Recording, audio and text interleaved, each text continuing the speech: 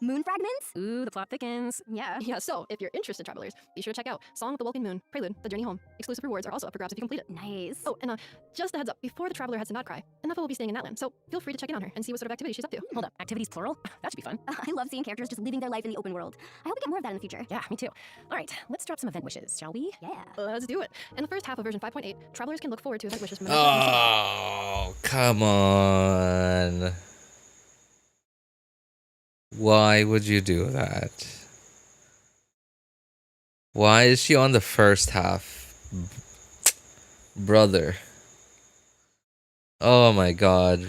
Oh boy. Why would you do that? Why would... Jeez, that's... This is awful. This is terrible. Why would you do that? When Mavuika and Citlali were released, they literally came out on the same banner, on the same set of banners, in the same phase, in the same patch, in the same phase. And now they're doing like almost the exact same thing again.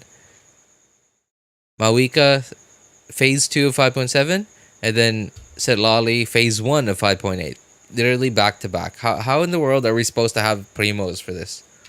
The new 5-star polearm, Fractured Halo, will also be featured on the weapon banner. As for the second half event wishes, travelers will just have to stay tuned to find out. Ah, diabolical! Sorry, I think that also takes us to our first break. See you on the other side, travelers. Yeah. Bye.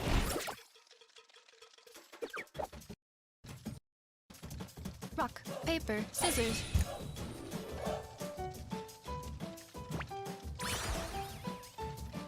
All right, here is your second reminder to don't forget to claim the redemption codes, the Primo Gem redemption codes. They are in the pinned message in YouTube chat, as well as a fourth redemption code that Stella has graciously shared with us a couple of minutes ago. Thanks again, Stella. Need her for Mavuika. Put no primos. Yeah, right. I hate it. Dude, why couldn't they? Wait, who's on the second half? Rock, paper, scissors. Okay.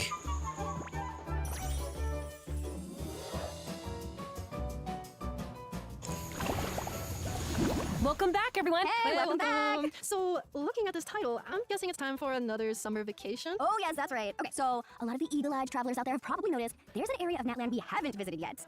Throughout the previous versions, we've witnessed Natland's long fight against the Abyss, and we helped them win. Yeah, we did. So now the people of Natland finally have a chance to relax and enjoy an easy-breezy, well-deserved vacation. Yay! Our destination is an island off the west coast of Natland, where a special resort is about to open. Yes, but as of right now, it's still in the trial phase of operations. Yep. And who? Oh, those two. Oh, right. Like the guys, the VA is hosting the thing. yeah, Mualani and Chasca. Okay, so Mualani and Chasca on phase 2. Why? Why would you do that?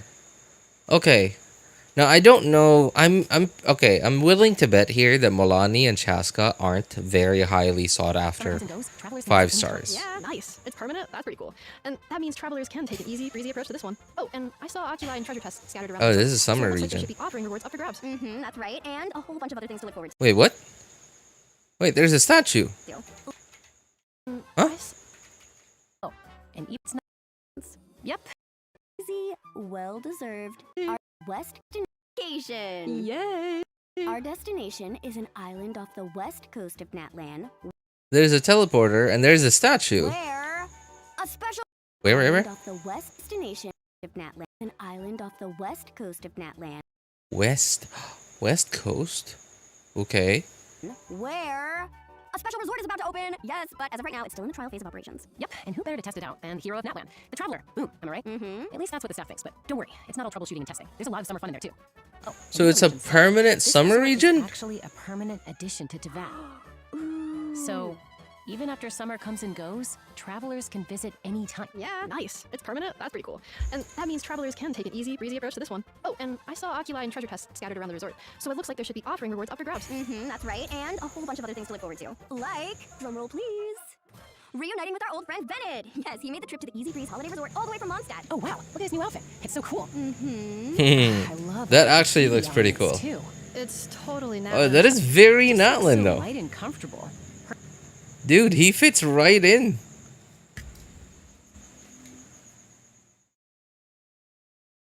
perfect for an adventure. Yeah, Bennett fits right into Natlan, man. More perfect for Bennett. Oh, looks like we're all part of the Bennett fan club. Dude, 100%.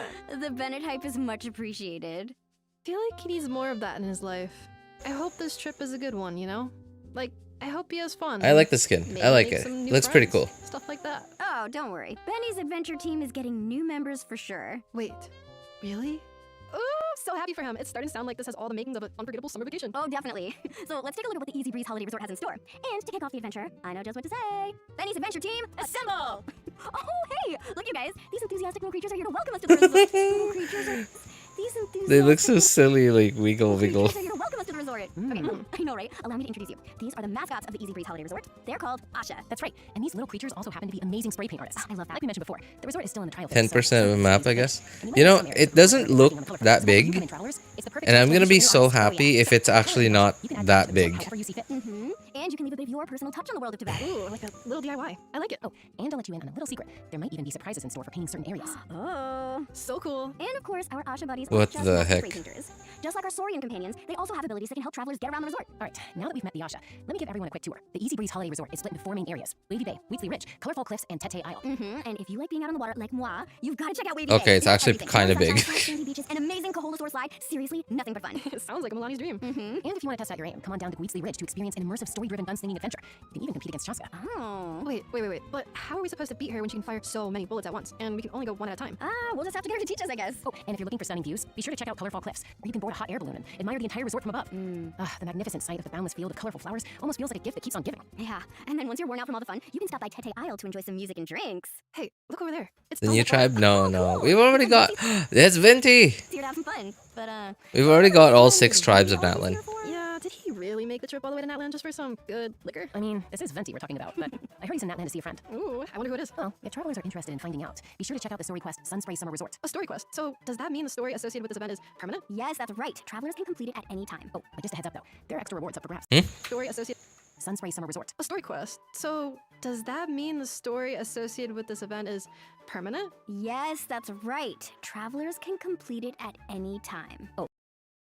What?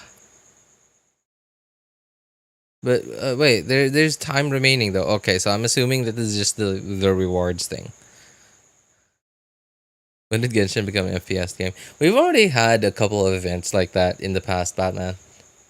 It was, I believe it was right after Chevrolet's release.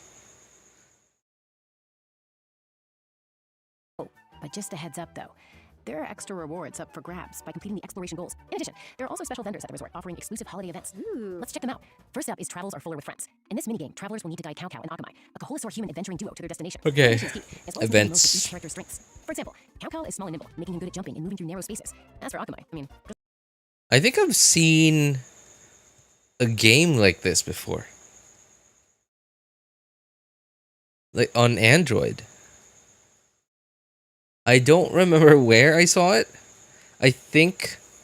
Oh yeah, okay. I think it might have been a game that my son installed on my mom's phone. Because whenever my mom comes to visit, like he always borrows her phone so that he can play games. I think like I don't think it's still installed on my mom's phone anymore.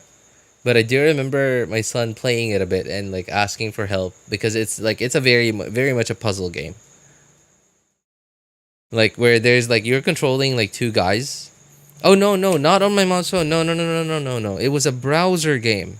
It was a game like it was one of the many games on like those like browser based games like websites. I remember now. And my like so apparently like they're like it's a 2-player thing. Where like one of you controls one of the characters on one side of the keyboard and the other controls the other character on the other side of the keyboard. Yeah, okay, I remember. just look at his build. He has significant weight and strength, which makes him Very dude, this is exactly what that was. Like one big guy to like move stuff and lift stuff, and one little guy that could fit into like smaller areas in the map. That is dude. Heavy objects and activating mechanisms. Yup, and keep in mind that stage items will move based on the direction and magnitude of external force applied. I see, so there's a physics engine. Mm-hmm. Travelers will need to leverage these mechanics to collect non-escapes and reach the finish line. Next up is Strikers Through the Storm. This challenge requires sharp eyes and even sharper gunslinging skills. Travelers will need to use a special contraption to aim at and take out opponents in the area. Remember, aiming at the enemy's weak points will deal more damage. Oh, nice. Got him in one. Oh, but be careful not to harm the easy breeze happy bars the enemies are holding hostage. Aim true and success will be yours. Oh, and next up we have With Flying Graffiti Colors. In this minigame, travelers will get to team up with each other and play as Asha. The goal is to spray paint objects to score points. Make the most of your Asha's abilities to paint as many objects as possible and score the most points within the time limit. But watch out, because special kinds of fruit can appear during the stage that can harm your Asha. Get rid of them by using your paint to make fruit of the same color bump into each other. And in the final stage, troublesome molten color balloons will appear. These balloons unleash Invisicolor ammo that clears away painted areas. Stop them by painting rainbow missiles and launching them at the balloons to bring them down. Seems like the kind of event that's truly a team effort. It's just a big, colorful clash. I like it. Yeah, me too. And last but not least, we have a feast for the senses, where it's time for travelers to become the life of the party.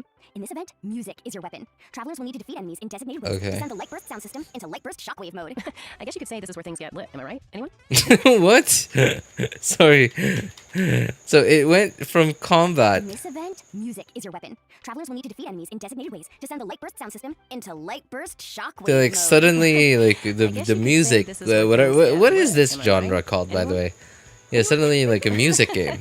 No, you're absolutely right. In this mode, the sound system will unleash light burst shockwaves in time with the music. Press the right buttons at the right time to harness the power of the music. Venti's Raise the level only of Archon shockwaves, visiting and every deal more nation damage to during enemies. summer. I mean, like Raiden Shogun, like A is hardly the traveling type. Travelers are gonna have a blast. Yeah, for sure. Plus, by completing these events, travelers can accumulate Sunspray Spirit. After reaching a certain amount, travelers will be able to... Oh, there's a 4-star weapon too. And refinement materials. Okay, cool. I wonder what that Claymore's about.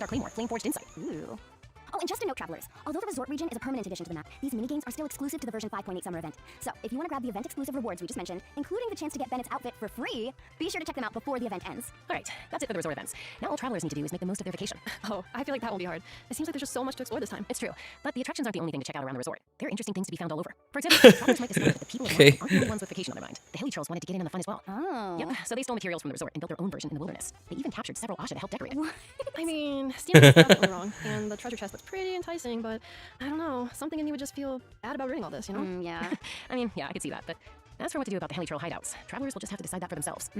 Oh, and in addition to that, to provide a more immersive experience, the resort What arranged in for the staff world to is dress up this as thing? actors and interact with guests. I know, but the Oh my world is so god. starting to act- Wait, isn't this the world boss? The new world boss? We get 2.5k-ish primos in first phase. Is that right? I guess we get like about 1,000 from the big main event. And we probably get like maybe 2 of the smaller events before phase 1 goes away. So that's it's about 1,800 right there. And I guess there's also exploration and the Statue of the Seven. Yeah, I guess. Act strange, like becoming aggressive and talking to things that aren't there. Whoa, could they be possessed? Maybe a shaman from the Masters of the Night Wind could help. Oh, that's exactly what the staff thought. So a shaman was called, and guess what? The shaman received a revelation that pointed in the direction of the Mayor Javari. Wait, are you serious? Is it finally our chance to unravel the secrets behind the Mayor Javari? Whoa, yeah. Hold up, you guys. The dev team just gave us 2 reference images, but I need a little help here. I'm not sure which one is Mayor Javari. Weird. What's with all the wind? Isn't the Mayor Javari supposed to be a windless land? Yeah. And all this red can't be good news. Something about it just screams danger. Ugh. Well, actually, speaking of danger, travelers will also come face to face with an ancient monster in 5.8. Bakunawa. What? What is that? It's huge. It's one of Gold's rogue creations, and it's capable of infinite growth, which basically means... Huh? Who? Whose creation? What is that? It's huge. It's one of Gold's rogue creations, and it's capable... Sorry, excuse me. Who is Gold again? Ryan Daughter, right? Ryan Daughter is Gold?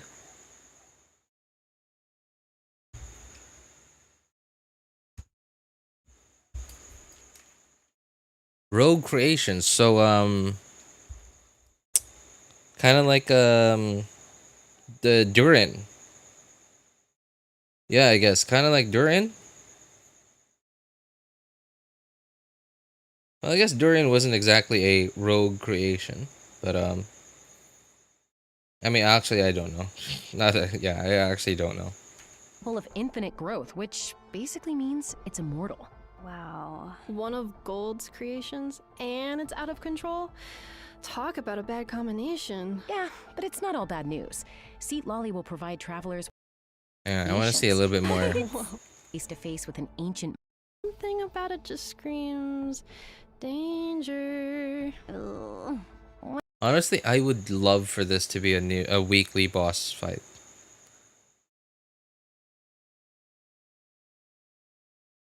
That actually looks so badass.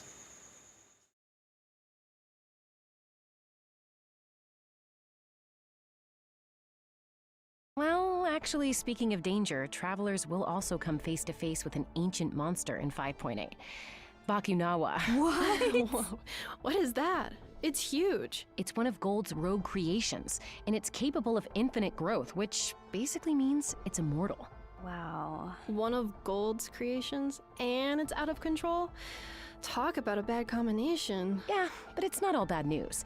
Citlali will provide travelers with a ceremonial sword left behind by Sanhaj, the first hero of the Masters of the Nightwind, which should prove pretty useful. Okay, but you just said this thing is immortal, right? So even if we defeat it, won't it just come back at some point?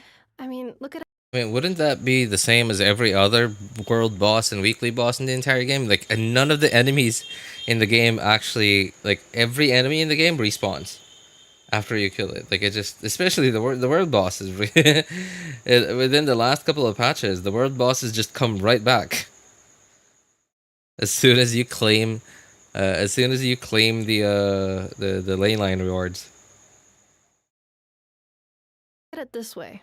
That just means we can farm it over and over again. Okay, better you than me.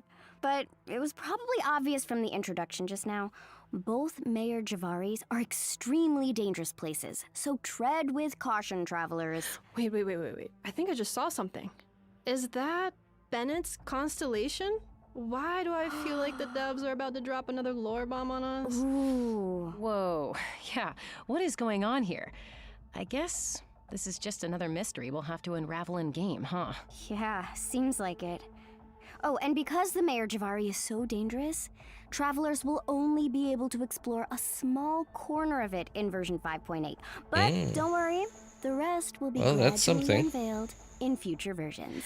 I've gotta say, it really seems like we're starting to see the payoff for plot points that have been building up for years. Yeah. And from what we've heard today, it seems like this patch is no exception. Yeah, totally. So don't miss out, travelers. Hold on a sec. What are Auroran and Ineffa doing over there? Oh, I can explain. Just follow me.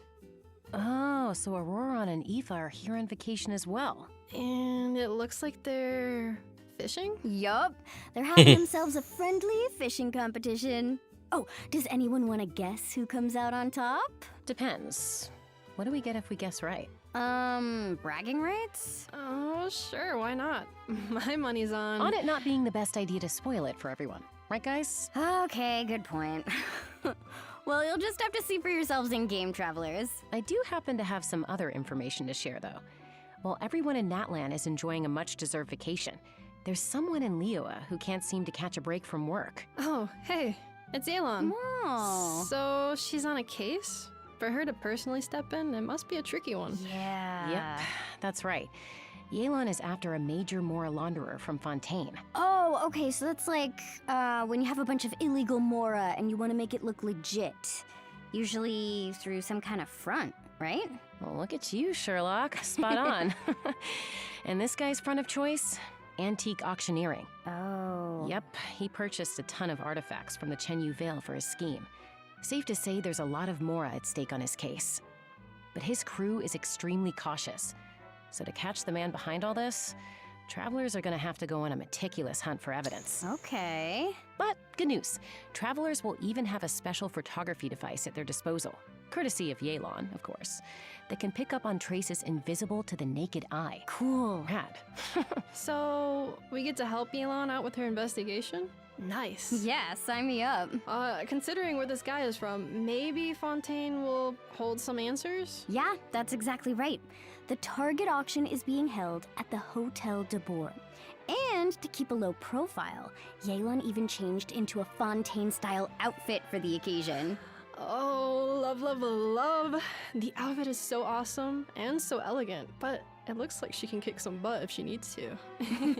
Yes, I'm obsessed with that hair accessory. It's gorgeous. Yeah, and the outfit has Fontaine written all over it. Perfect for going undercover at an event like an auction. I can't wait to see her crack the case. Yeah, me too.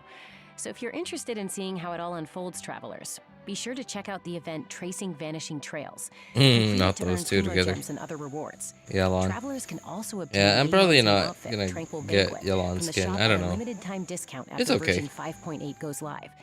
So don't miss out if you're interested. Maybe when I get travelers. bored enough of the game. I think we can all all agree it's probably about time we got back to the second half event wishes. So here we go. In the second half of version 5.8, travelers can look forward to returning event wishes from Mualani and Chasca. Check them out if you're interested. So, 2 companions that make exploration pretty easy and breezy? Am I right? Just in time for a certain easy breeze holiday resort? And on that note, I think it's about time for our next break. See you soon, travelers. Bye.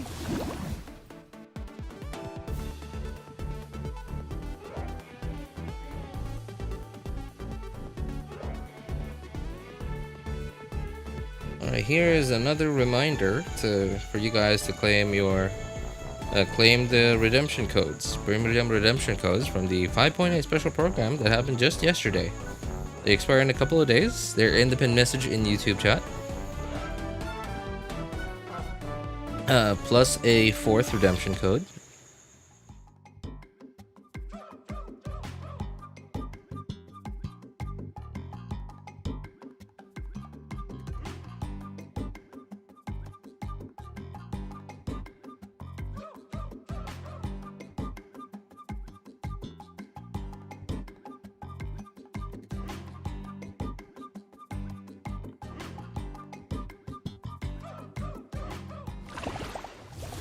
Welcome back, travelers! Hey! Well, Nodcry is just around the corner, which means we're inching closer and closer to Snezhnaya.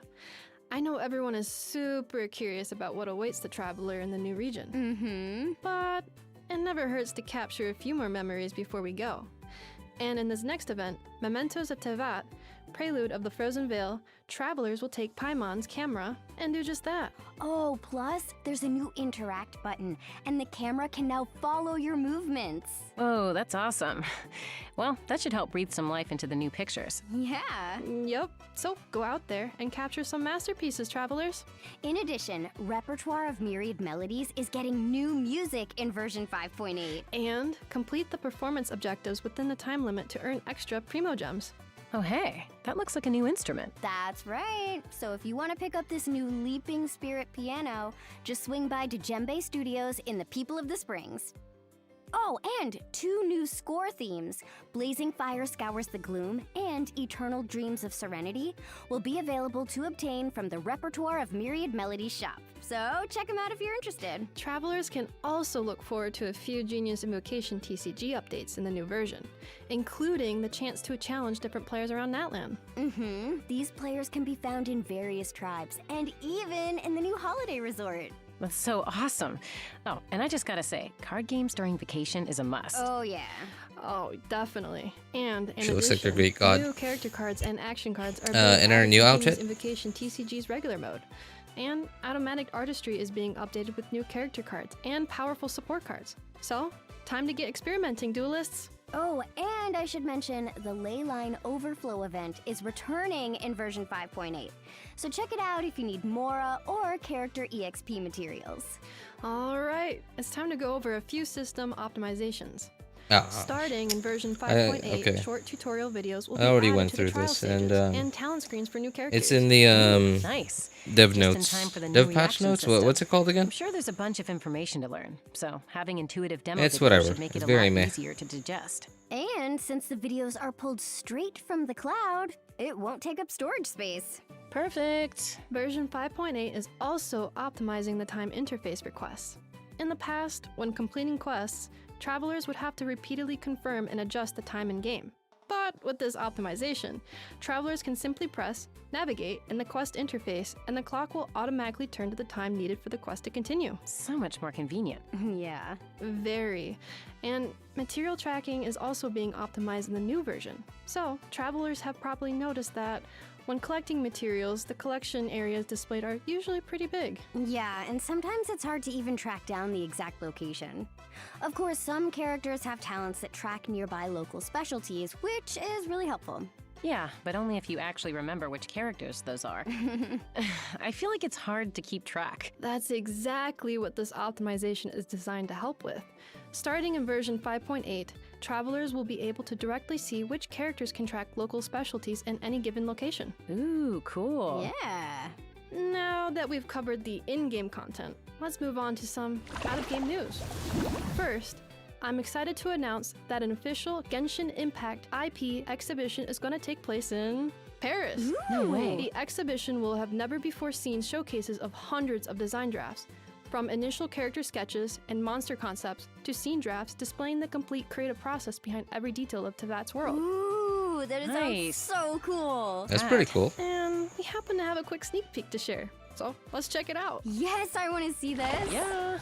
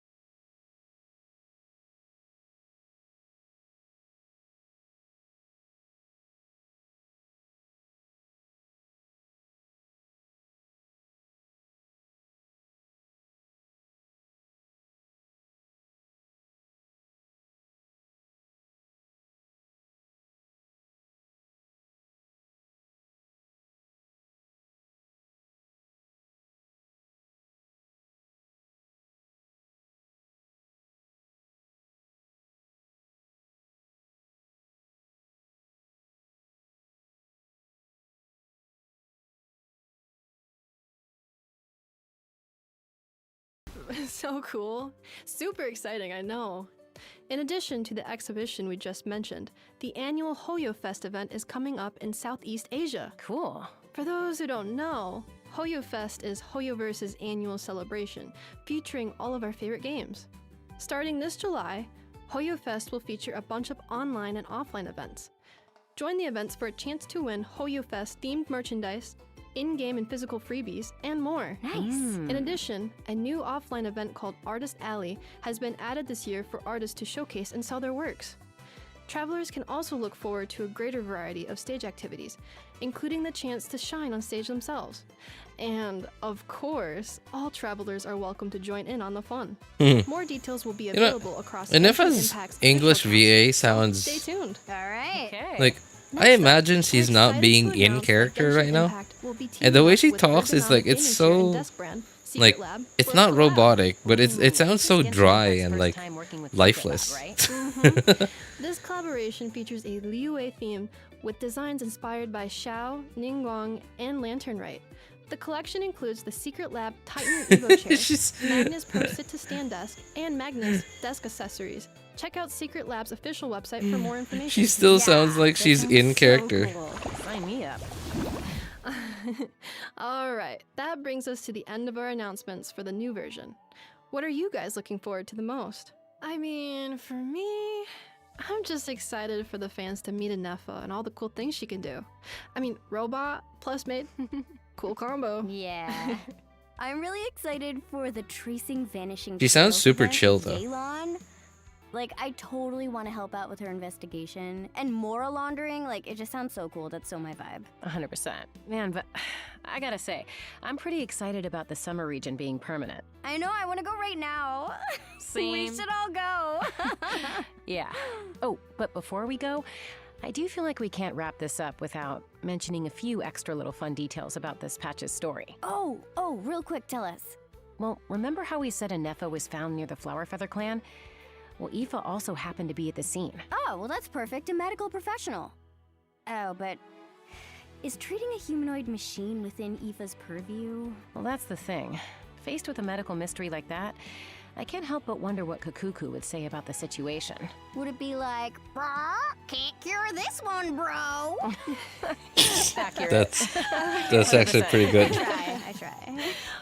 So, I'll admit, Ineffa does create a bit of trouble at the start, but something tells me travelers will be more than rewarded for their efforts on this one.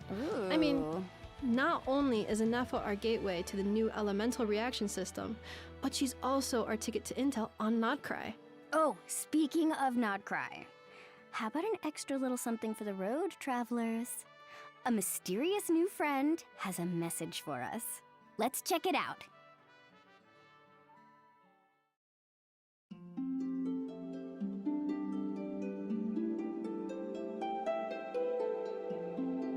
Is that an Adepti? Well, Nod Cry version, I guess. Go now.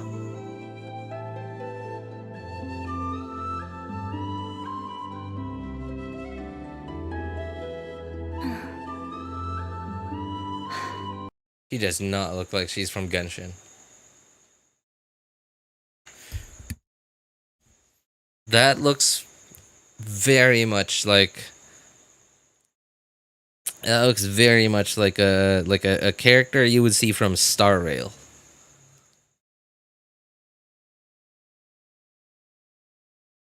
And not even like the normal like humanoid like Star Rail characters. I'm talking about like all the like space characters.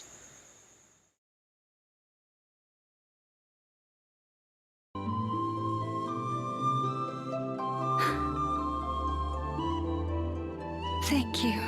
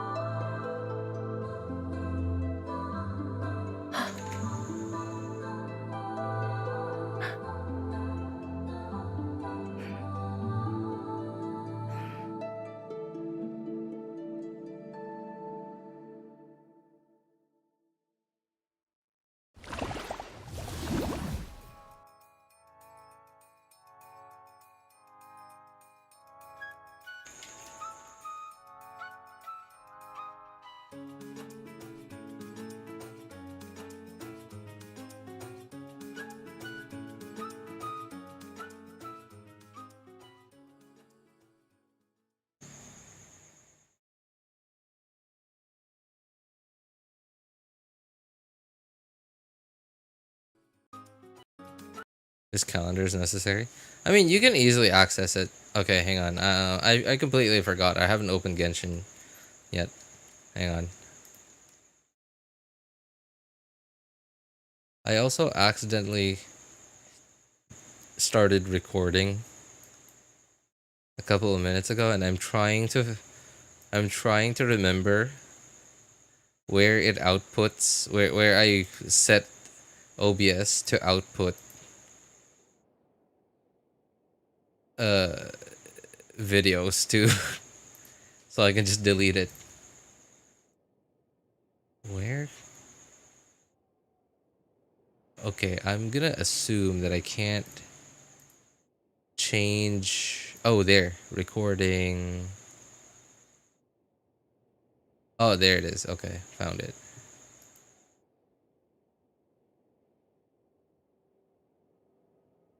Ah, there it is. Okay.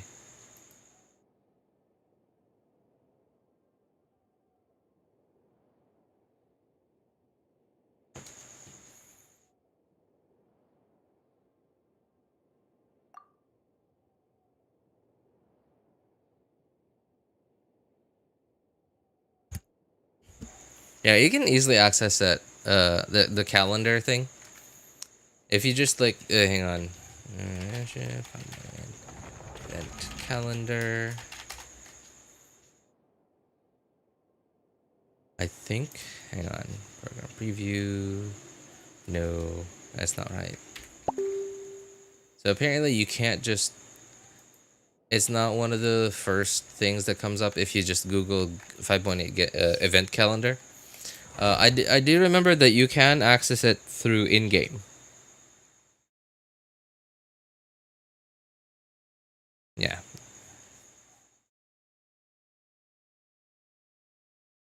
And a screenshot in Genshin chat on the Discord server.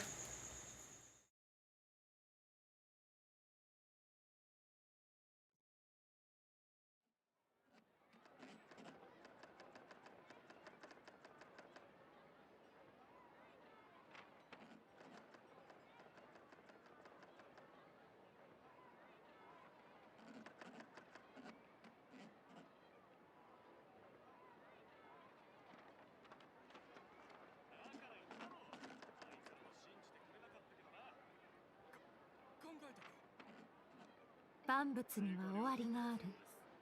時間も例外ではない。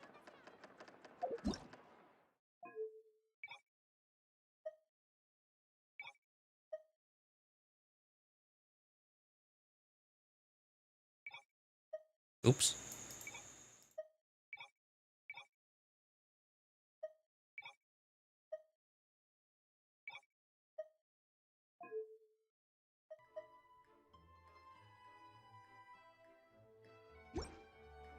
Okay, so I remember you could access that through here somewhere.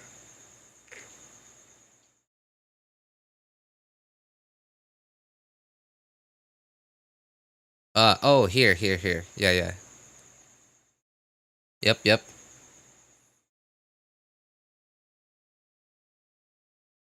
Yeah, here it is.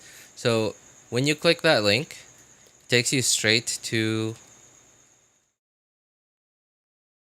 here. And then just scroll down a couple of times and you'll get the actual like, event calendar. Like the actual like interactive one, not just a picture of it.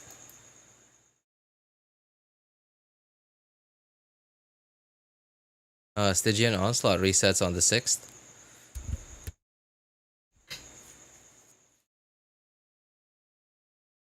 So, hang on. Ineffa signal connected.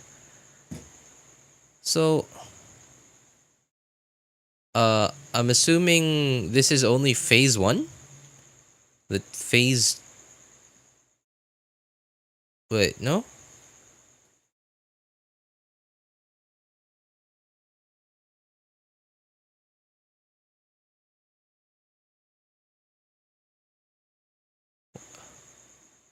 August. Okay, no, that's definitely not just phase 1.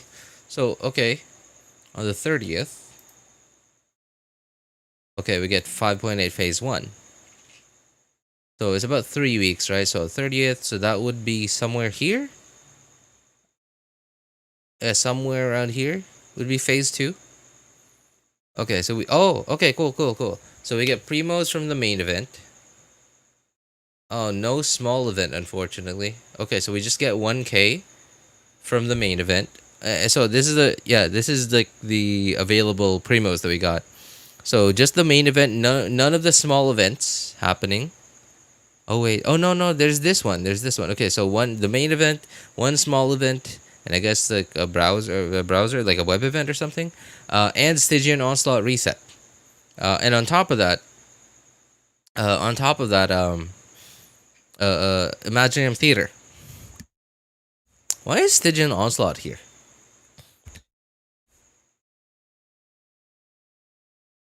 Yeah, why is Stygian Onslaught here? Why isn't it down here? Stygian Onslaught's a permanent event, right? Did they specifically make this like section that says permanent events down here so that they could put the permanent events down here?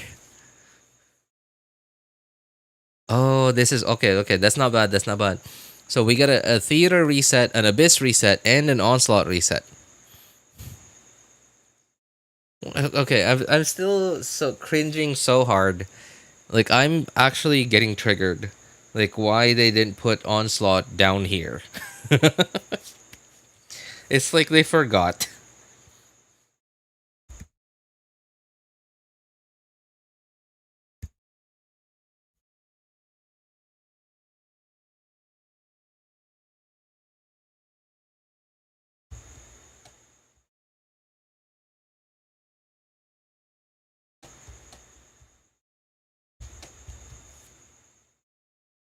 How many primos does onslaught give again?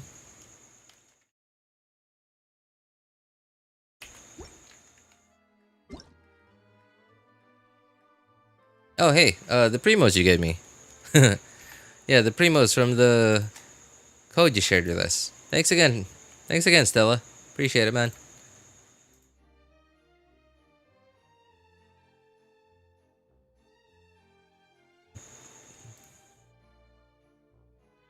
So I'm thinking about Ineffa's kit, and she seems very much like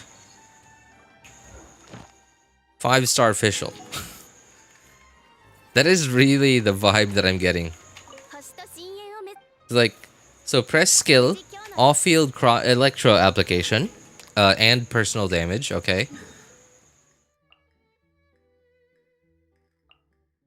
And then your burst resets the duration of the skill, right? Or at least like it puts your skill, your off-field electro application / personal off-field damage back on the ground, which is essentially what Fischl does.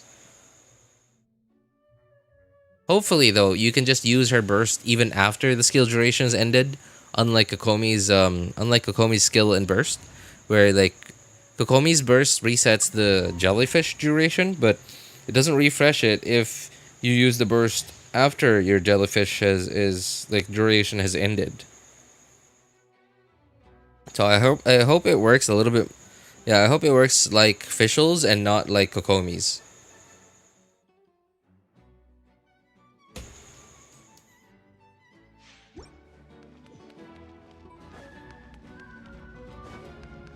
Hmm.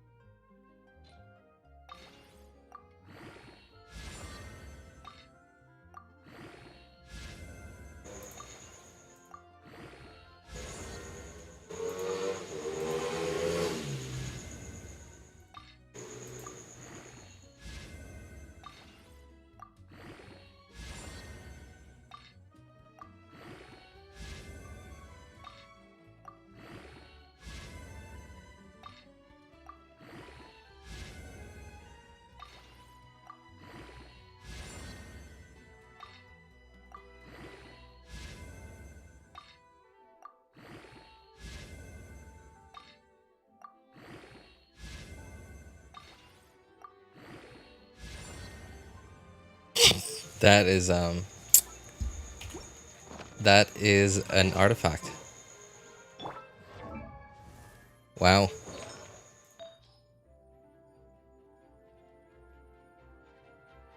Wait, what's my crit rate at? Okay. I had no idea my crit ratio was like this. 68.9 and 168.9. Okay, you know what? I don't want to change it. I don't want to change it. That is actually really satisfying to look at.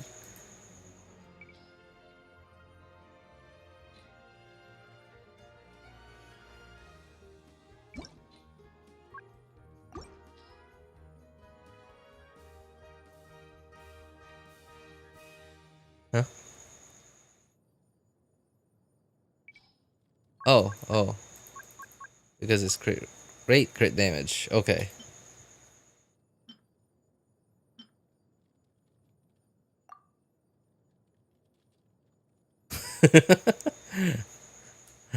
Okay, so more ER, slightly less crit rate, but with this crit ratio, I'd really rather not break this up. Man, that is actually super satisfying to look at.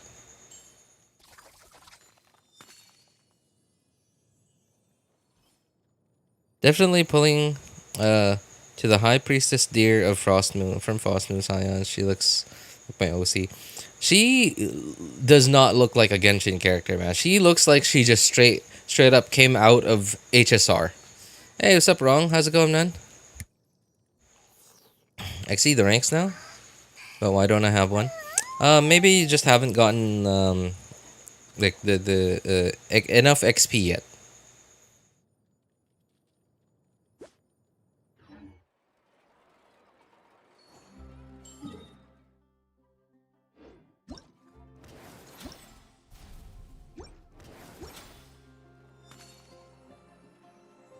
All right. Switch over to the second account.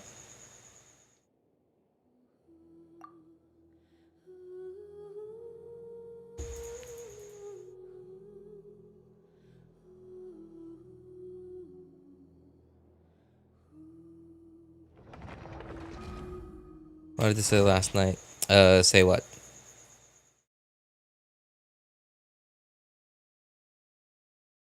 So excited for Bennett's skin.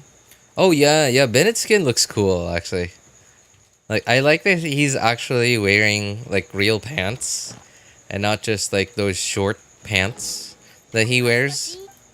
And like his hair looks cool.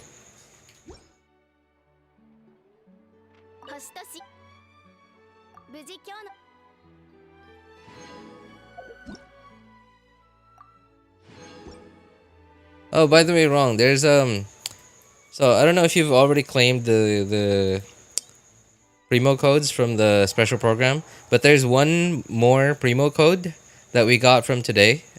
Check out the pinned message in YouTube chat. Like that last one. Stella gave it to us. Thanks again, Stella. Yeah, Stella gave it to us about an hour ago in the stream. And wish we had the character from new forms, like how they do it in HSR. Imagine being able to play Tartaglia Foul Legacy form. Well, I guess that's the thing, though, is in HSR...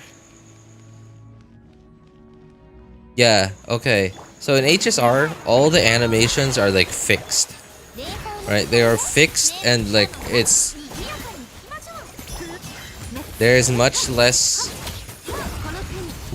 room for like potential like clipping of 3D models and assets because it's a turn-based game. So you actually like you don't actually fight with your characters. The only thing that you do in fights is like you choose who to attack when. No, that actually you don't actually get to decide that. Like I believe a stat called speed probably decides that. Like whether to use a skill or a burst or whatever, right? Like that's sort of like the only thing that you get to do. Like all the animations and stuff, like the camera angles and everything, they are all fixed. So that is a lot easier to. It's a lot easier to make character models and character like combat choreography, animations in a game like that, where compared to like Genshin, where you are literally controlling your character as they're attacking or defending or dodging, whatever.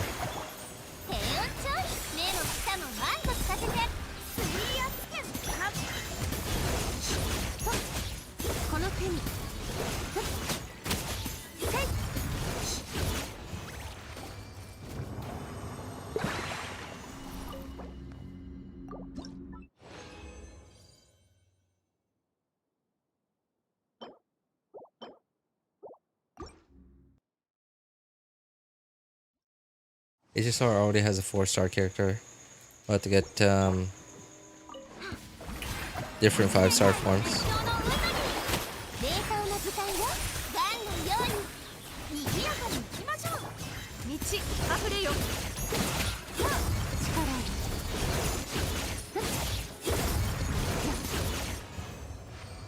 Oh my god, all of a sudden, I'm like I suddenly got so sleepy just now.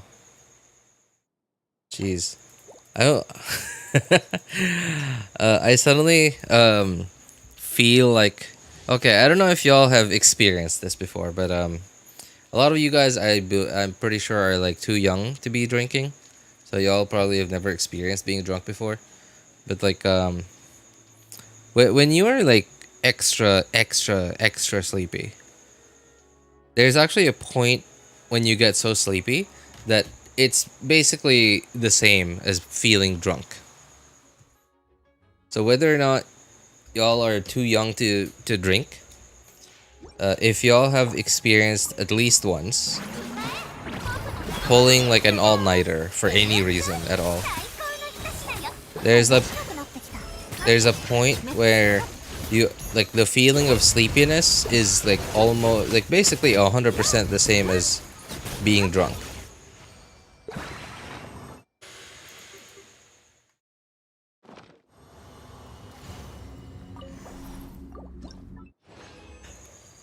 Getting you into Fugway into Danhung turned to Danhung in imbibitor. What the heck's an imbibitor? I'm assuming that's inhibitor. we just call him Daniel. Okay, Herta into the Herta. Okay.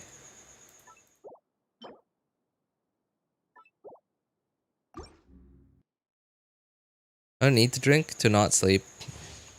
It's just natural. I've never gotten super drunk, but super sleepy, yes. Like, allergic to... So, what? Soft drinks?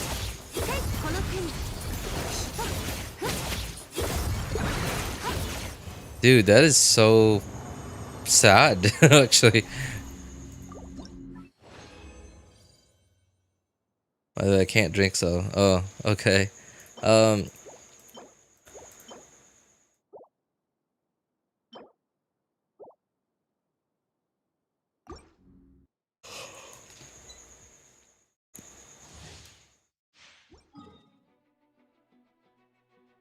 So, okay. Now, let me just describe it then. So, if you are somebody who usually goes to bed at like 9 or 10 in the evening, but like suddenly you have to pull an all-nighter, and right, like you did not prepare to pull an all-nighter, you just went about with your regular day, you didn't take a nap, you didn't drink any coffee or whatever, right? Like you suddenly pull an all-nighter.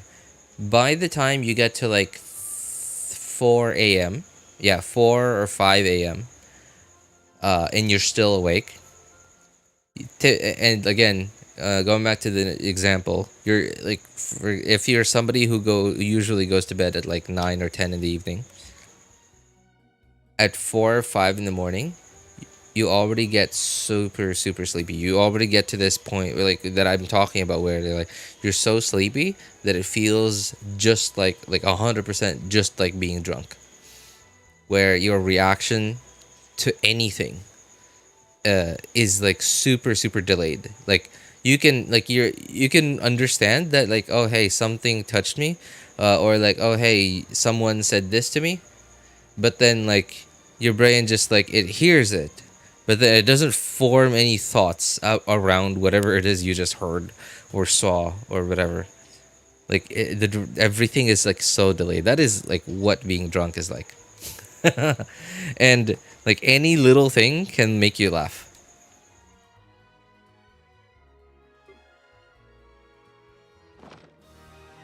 How long is this trip been going? Oh, dude, 1.5 hours. I don't know how much longer I could keep this up, man. Honestly, I wanted to watch the special program, do my dailies as I'm doing now, and do the combat event, the co-op combat event that is going on right now. The co-op combat event, I guess, like once I probably start doing that, I might lose a little bit of this sleepiness, but if I don't, then I don't know, man. I don't know how long I can keep this going. Okay. Oh my god, please. I don't want to have to waste this thing.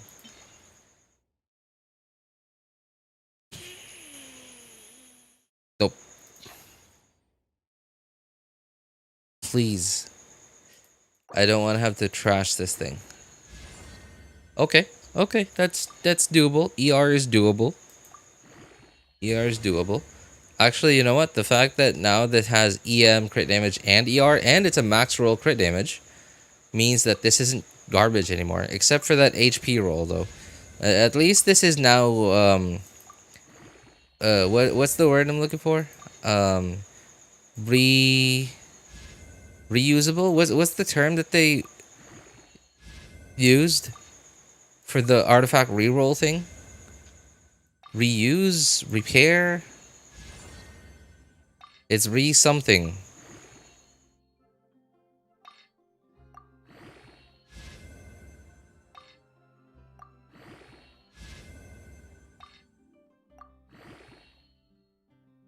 Reconfigure? Is that the word? I don't think it's reconfigure, but yeah, okay, you know what I'm talking about.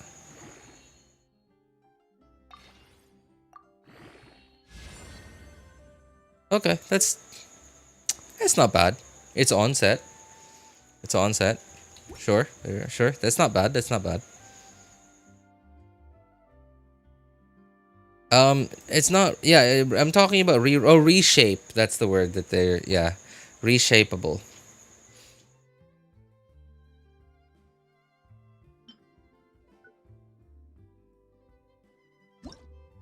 Only reconfigure 5 subs. Yeah, I get what you mean. I get what you mean.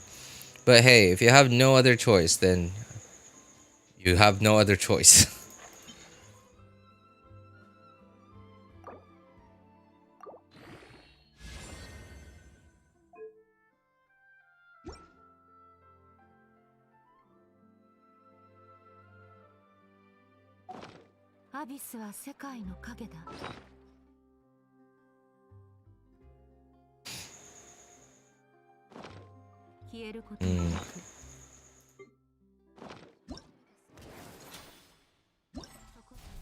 Okay, I guess I already did. By the way, this event is stupid. Like, it's... Honestly, it feels like it wasn't thought out very well.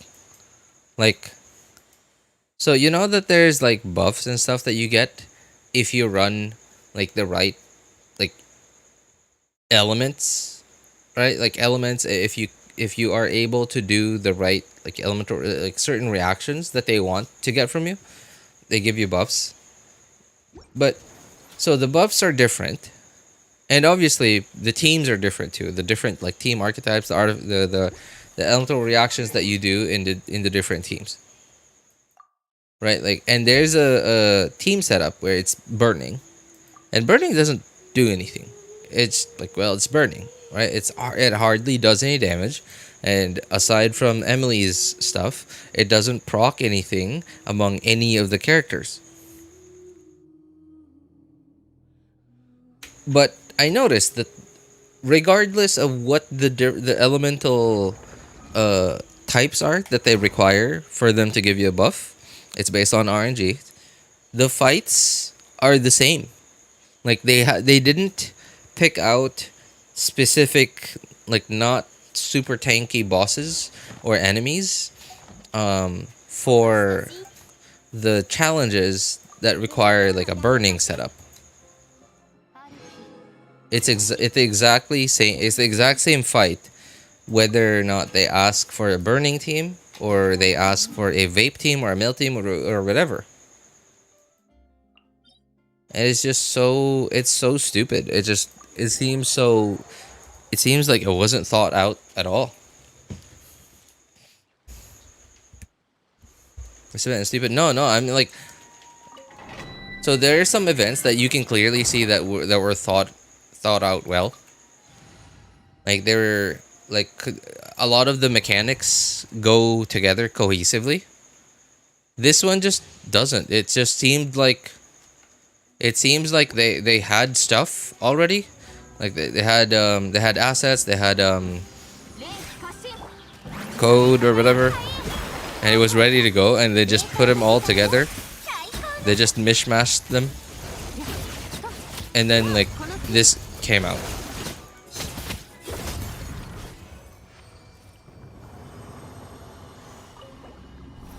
Like, for example, okay. Here's an example. So there's like a combination of elements that they so there's like a freeze buff. Well, it's not a buff for freeze, and it doesn't buff you because you do, well, it buffs you because you do freeze. And they reward you for bringing like hydro and cryo characters, right? Because they reward you. Oh, that's not Dahlia.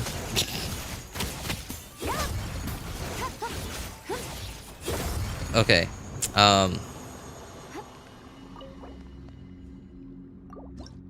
Right, so they reward you for doing a bunch of freeze reactions. So, no, like, okay, sure.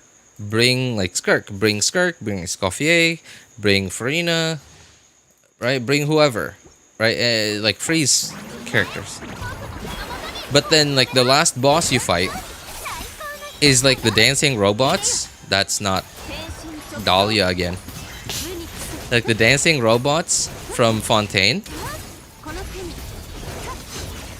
And guess what the dancing robots from Fontaine do? They have a cryo shield. They have a stupid cryo shield. And the event asked you, or encouraged you, to bring characters, hydro and cryo characters, so that you could do freeze reactions.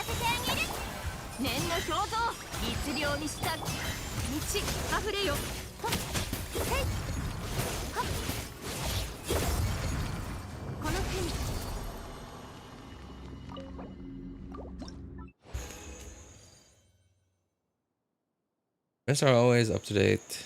You're not prepared for everything. Hoyo doesn't care about you. All events are pretty mid. The only good thing is money. I mean, like, dude, no. I mean, yeah, all obviously, like, especially the smaller events, right? Like, they're all like very eh. But like this one is just, it just doesn't seem like it was planned. It's just, right? Like, for example, again, like the fight that I was talking about, where they encourage you to bring freeze teams.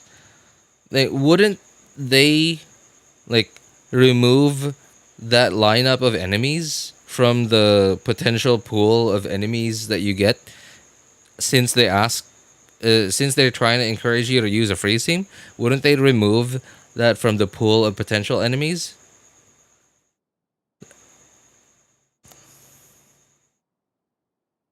Yesterday I did it. I had that happen to me on my while I was doing the event on my friend's account. And I understand, like, I understand they don't hide the enemies, right? Like what enemy, like they actually show you exactly what enemies you're gonna be facing. But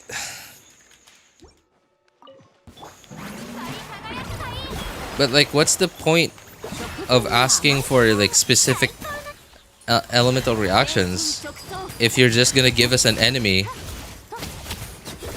that hard counters that.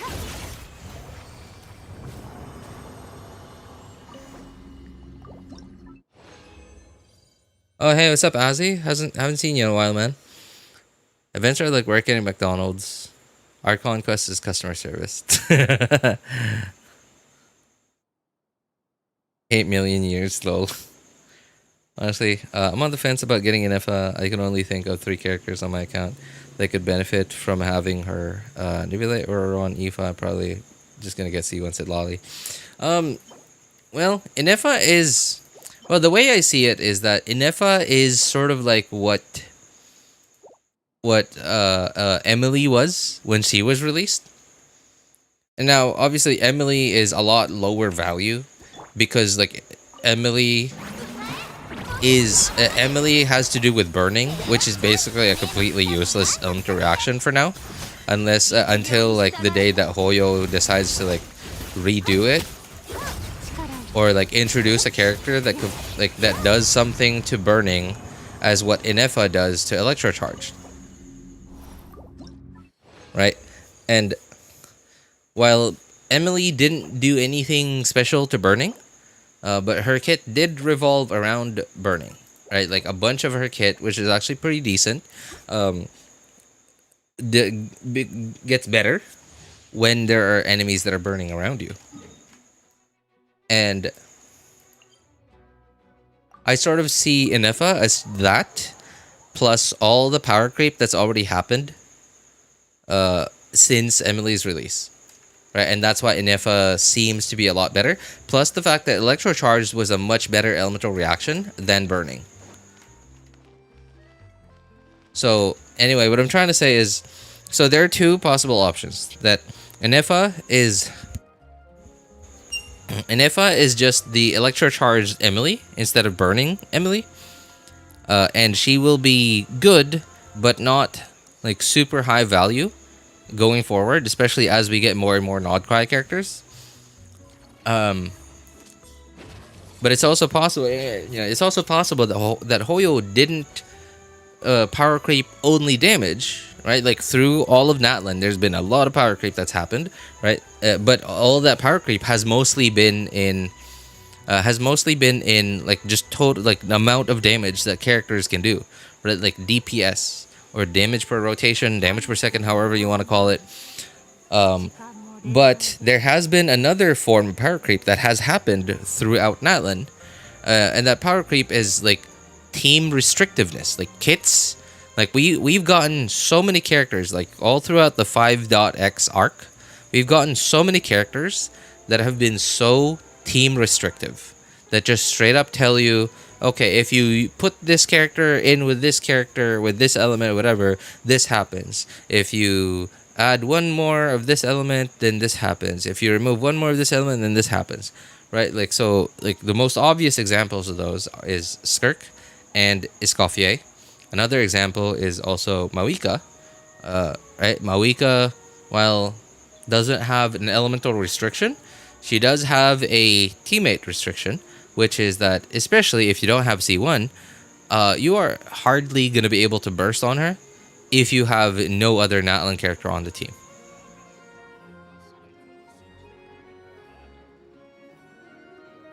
And I think if Hoyo takes this form of power creep and applies it to Ineffa and Nodcry, then I get the feeling that Ineffa might just be one of the few characters that can easily proc Lunar Charged, and I get the feeling that it's definitely possible that Lunar Charged is not gonna be the like a Hyper Bloom, right? Like when Dendro is released, it's not gonna be a Hyper Bloom.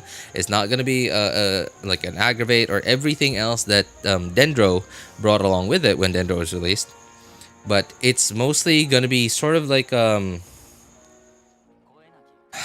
I keep forgetting. What is the Natlan thing again?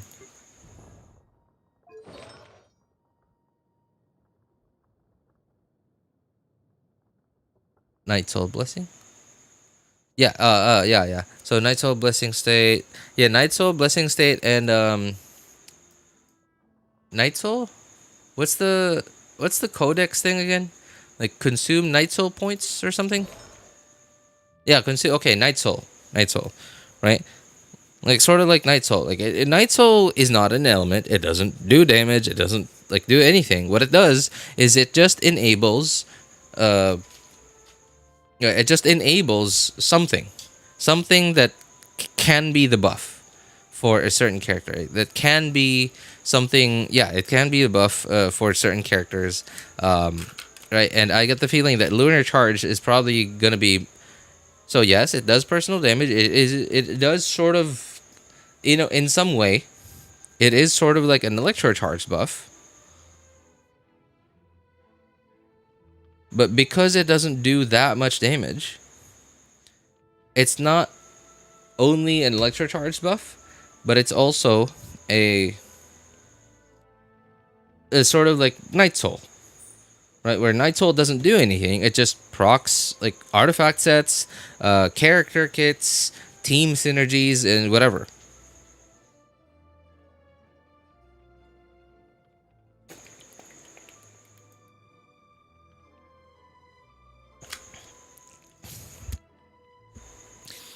So going back to power creep. So it's possible that so Hoyo has introduced power creep with just straight up numbers, damage multipliers. But they've also introduced power creep in the form of team restrictiveness. And if Hoyo keeps going with this like team restrictiveness power creep, then it's entirely possible that Ineffa might become a lot more valuable than I think she will be. Mostly because Hoyo decides that they're not going to release a character that does something similar to what she does, which is like just very easily enable Lunar Charge, just because she does enable Lunar Charge just by being on the team. She doesn't have to use her skill. It's not a passive that you have to proc. It's not an artifact set. It's not a part of her burst. It's just her being in the team.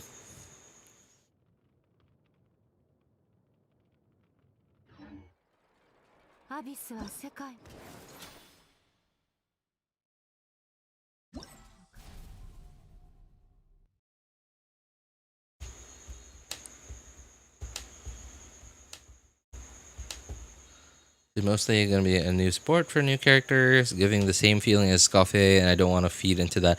That is true. That is true. That is the part that I'm really, really scared of, is like Hoyo might make Ineffa the way that they like, kind of like Escoffier, where they like in the future they release characters that Escoffier and even Emilie. Right, like Emilie, while not a very high valued character, like to a lot of different kinds of players, not just to meta players, but somehow, despite how little Emilie does, Emilie is still valuable to at least some players because of what they've done to Emilie's kit and some other characters' kit. Right, despite how bad burning is, despite how little Emilie does, she still has her own value. Like, she has a very specific value that not all players are gonna want, but there are gonna be at least some players that are gonna want it. And I get the feeling that Ineffa might be a lot more valuable than that. They might release a character that is just straight up like, oh, like it's an Electro Charge character. Oh, the first Hydro Claymore character in the game. Oh my god, speaking of which, they they are giving away so the main event, I believe, the main event is giving away a free 4-star Claymore. Is that going to be the free to play option of a future Hydro Claymore character? Because they don't, like, we still don't have a Hydro Claymore character.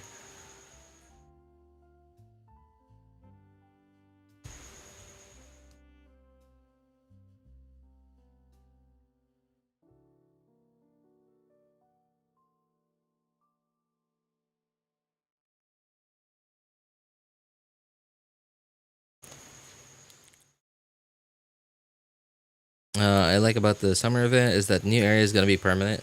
New area looks like a mix of Mexico and Santorini. I actually have no idea. I've heard of the place before, but I've never even seen like pictures of it. I've never seen any clips of Santorini. I'll definitely release a main DPS that capitalizes on lunar charge. Yeah, they definitely will, especially because Ineffa is completely off field. She's like, as the title of this stream says, Ineffa is just like 5-star Fischl. Skill puts down off-field electro application. Off-field electro application from skill doesn't last forever, so you can use your burst to extend the duration of it until at least until your skill cooldown goes off. Isn't that just official skill and burst?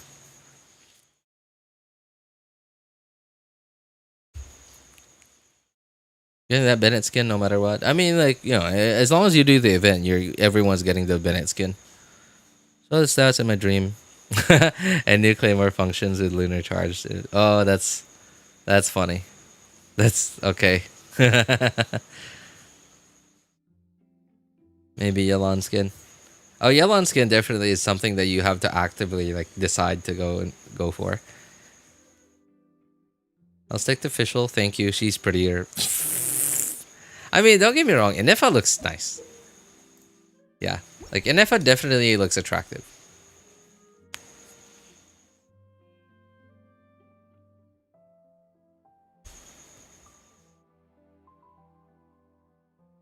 One thing that I do love, that I think I would still prefer Fischl over Ineffa, is the fact that Fischl's a 4-star, so she doesn't have a locked-in burst animation. Unfortunately, Fischl doesn't have any iframes in her burst, right? In her like when she transforms into Oz after you use your burst. But at least there's no burst animation. There's no 2 or 3 second burst animation like 5-stars have. So that is a lot less field time.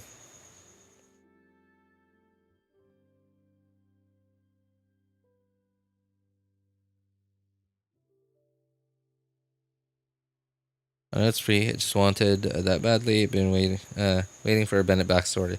So apparently we're going to be able to explore a little bit of Arjivari. New Kave Claymore. According to my dream, oh, okay.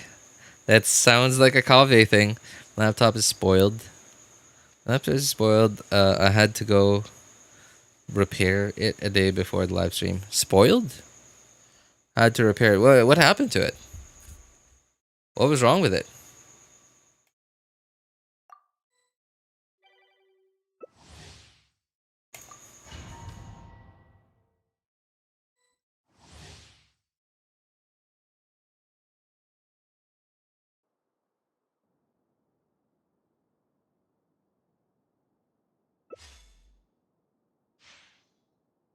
Electro charged.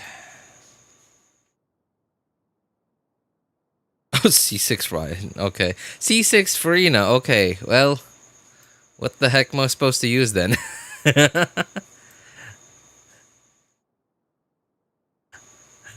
Why are we all Hydro characters, dude?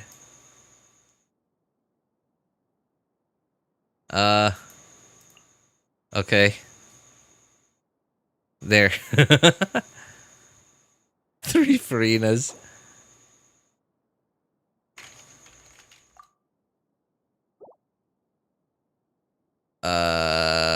Okay. Yeah, sure.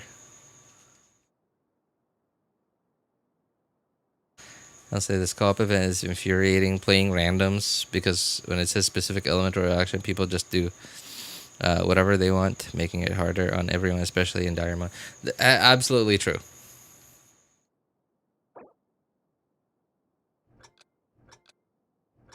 Yeah, absolutely true. Another thing that I hate so much about this event is like the elemental requirements, like to give you like certain buffs. Like, they're not specifically tailored to the RNG of the lineup of enemies that they give you. Like, for example, yesterday, while I was doing this event on my friend's account, we got the elemental reaction requirement of... What the heck is that bow?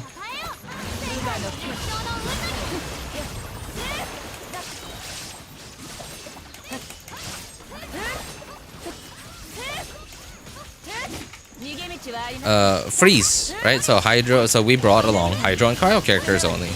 But in the enemy lineup, they also gave us the dancing robot enemies from Fontaine.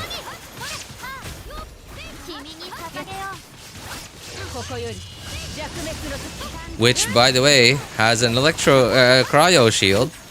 So how in the world are we supposed to... right?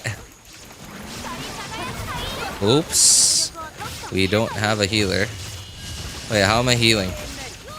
Who's healing me? Did somebody pick the healing buff? I actually did not pay attention.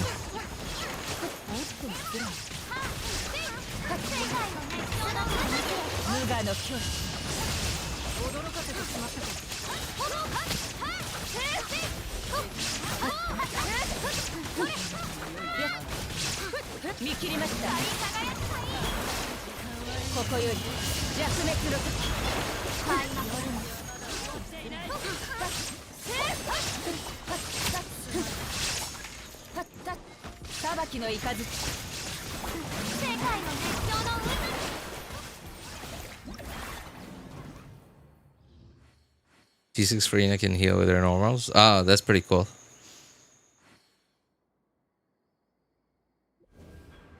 I still hate that someone always brings Mavuika when I do this event. Like, we get it, Mavuika is OP, but we could have been doing so much more damage with the right setup. Destroy opponents. Characters fall. How in the world are we supposed to do that? Okay, whatever.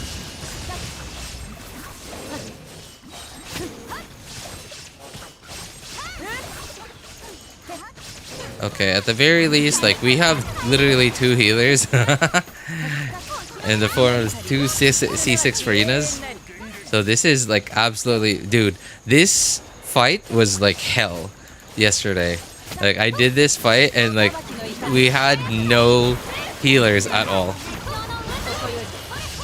We like... I kept dying left and right, and I was starting to feel bad because like I was like, my god, I'm really not helping. I'm really not helpful in this fight. But at the same time, I also kept hearing like the death voiceovers of all my teammates. Like, I think it was like Xiangling and someone else. I think it was Varisa as well.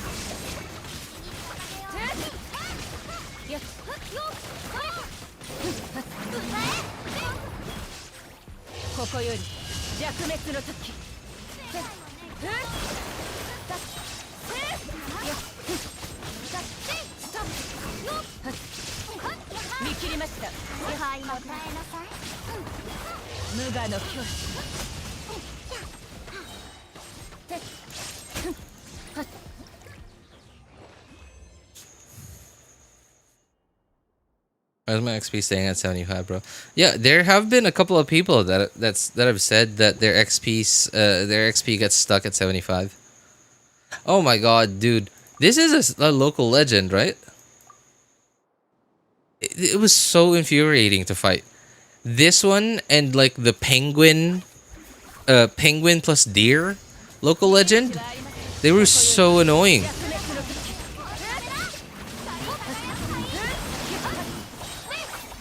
Like, dude, oh my god.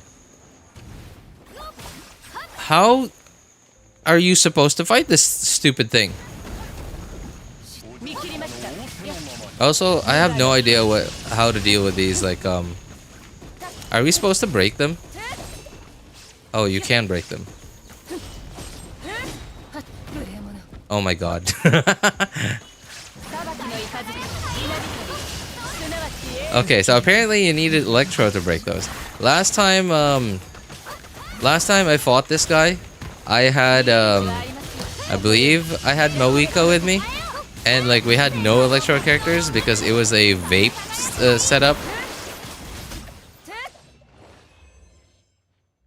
Either it was a vape setup or a melt setup. So we had no hydro and electro characters last time I did that boss.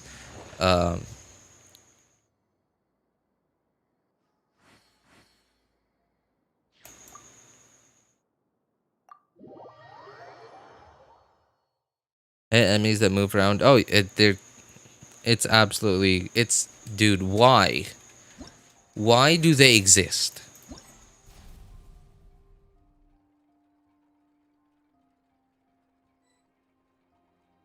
Huh? What is why are we still?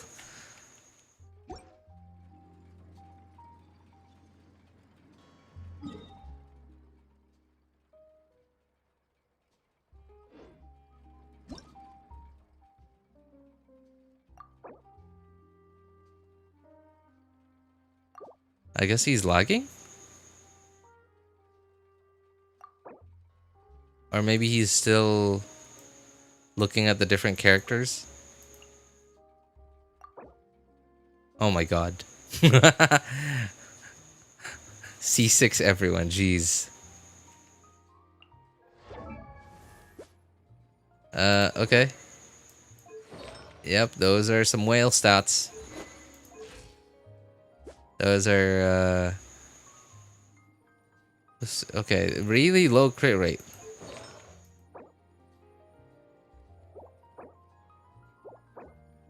Nope, nope, nope. Those are not whale stats. Those are... Well, he has some good artifacts. But yeah, definitely not like Giga Whale. 150 ER.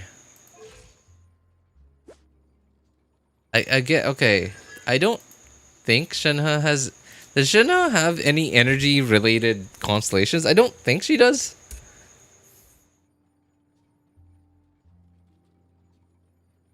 While it can make up for the missing stats. C1, yeah, but that's just like an extra cast. I don't know how much that's gonna help. Is that gonna make up the difference for like... Is that gonna make up a difference for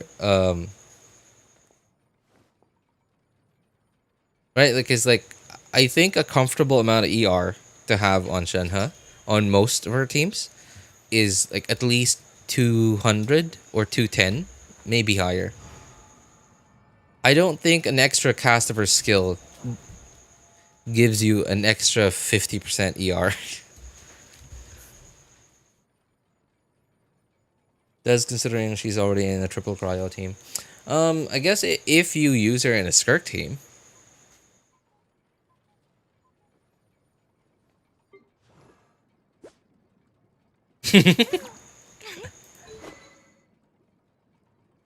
Freedom Sword. What? Millilith. Oh. This was a buffer for Rina. Well, where are all this guy's stats? HP. Oh my god, it's an HP circlet. Okay. It's an HP circlet. And not a very good goblet. It's a Sans, I guess. Okay. Dude, how does this guy... He just... Like, does this guy just log in every time there's a new character? And C6 R5s them? Okay, so not R5, but like C6... Okay, that one's R5. Okay, C6 R5. R3.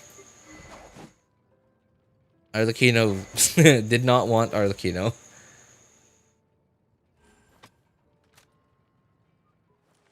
Freedom Sworn is actually cooking. Yeah, I mean, like, it was Millilith for Ina, so... Yeah, it's okay. Very much support for Ina. which he absolutely used in our, in our like co-op fight. But bursting once per patch build, yep. I've seen worse builds. This is still kind of good.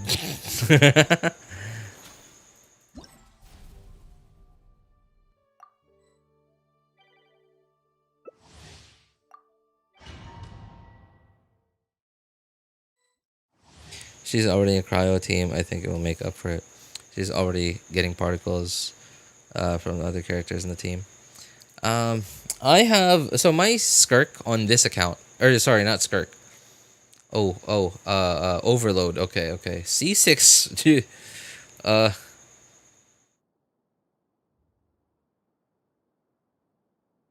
Yeah. Okay. 2 Yaimikos, sure. Oh my god. C0 Yaimikos. Why are they going Yaimiko though? I think somebody should get this. Dude, somebody pick this. Somebody that bursts every rotate. Okay, my god, I'm not. We have no healers. Can this thing heal?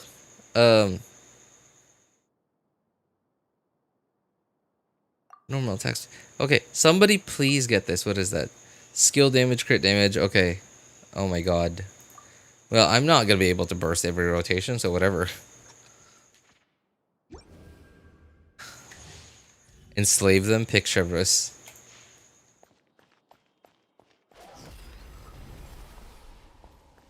He's trying to lower his HP down. Probably to proc C6. I can't attack yet. I can't do anything. I have to let it cook. There. Is this the one where I have to... Is this the one? Okay, where I have to hit the big guy first? Okay, I'm doing damage to it, so I guess this must be the one.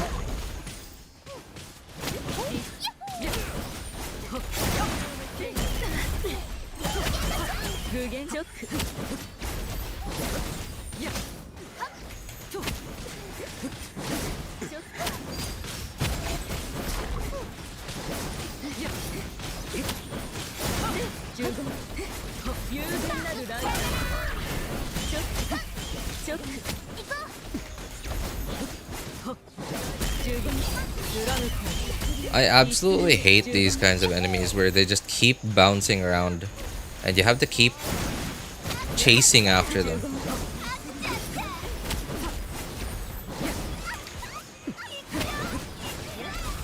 We've killed one enemy. And timer's almost up.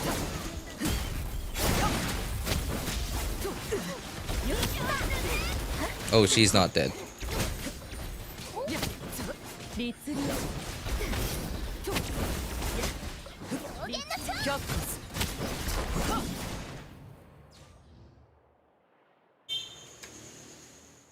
Two Yaimiko? There's still 3 turrets, right? Wait, really? Is that a thing? Is there actually a maximum number? Oh, 6 bursts. Oh my god, none of us... Okay. I sure hope those Yaimikos are gonna burst.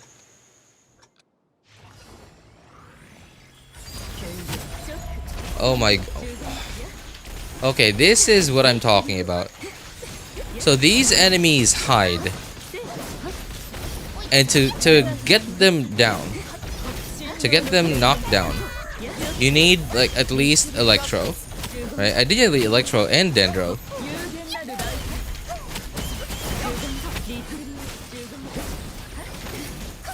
But they require us to run Overload, which means, okay, well there's Electro at least, like we have Electro, but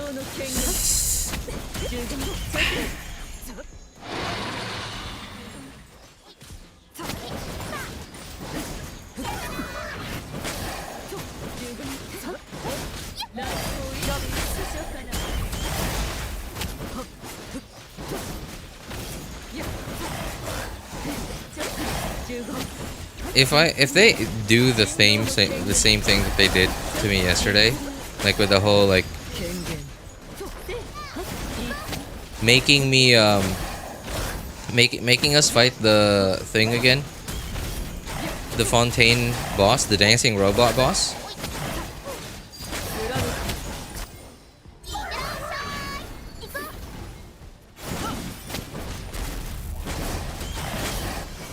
The dancing robot boss and make us run a phrase team, I'm gonna flip. Dev said we should rely on pure rage and prayers against unsuitable enemies.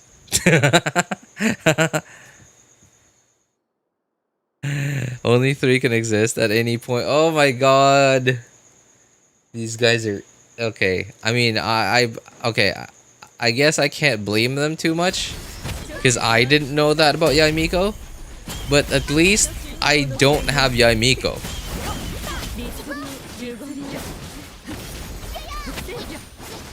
Does this explode? Nope, nope, there's no explosion.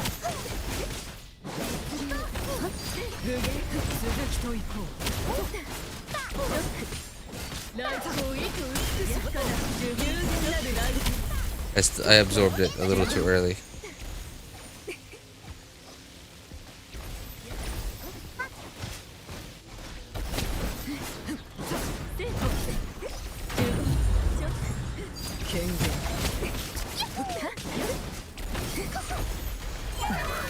Oops, oops.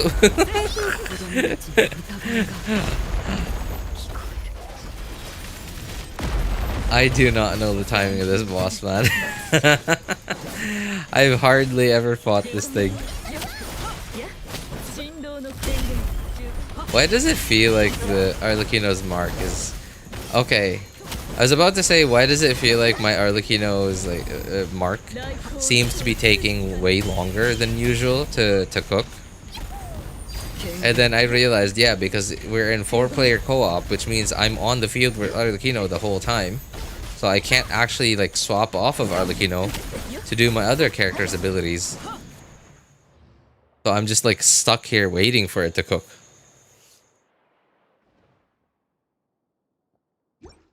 Some of the enemies aren't matching the characters. Yeah, exactly.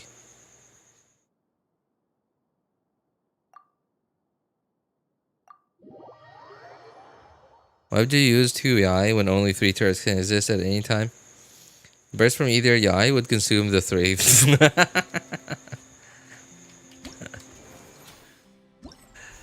Oh boy. I mean, I'm sure those two probably knew about that, right? I mean, they had Yaimiko. Why? Right? Well, okay, you know what? You know what? I guess I can't blame them too hard. I have Arlecchino. But I didn't know. I've completely forgotten. Okay, melt, right? Melt. Hang on. Sure. Oh, you know what? No. I'm not bringing this. My Mavuika's not great.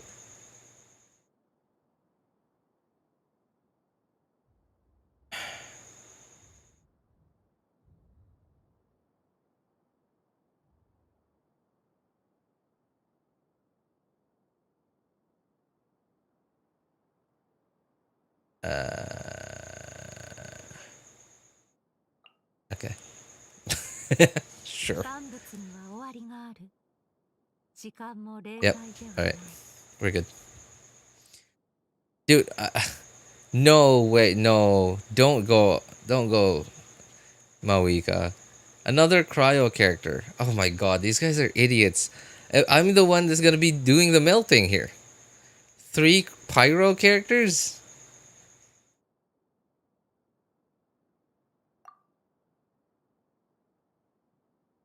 Melt Ganyu.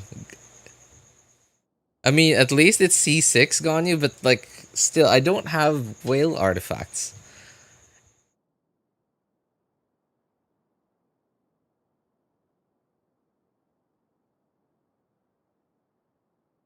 That guy had Citlali, right? Like, that guy had Citlali. Oh, sorry. That guy had Citlali, and now we have Mavuika with no one to help her generate fighting spirit.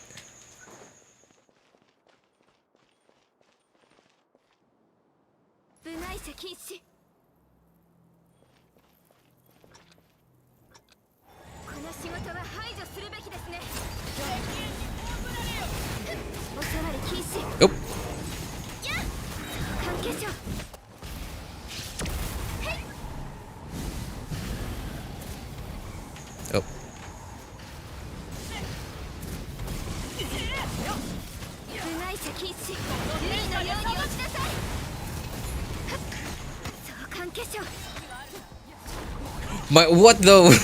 Are you seeing? Two. Sorry. 300k on Ganyu.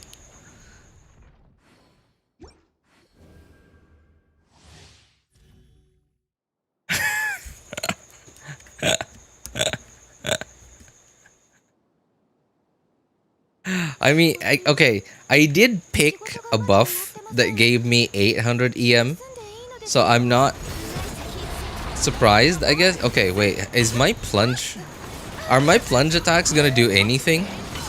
I'm a bow character. Okay, there. Very good.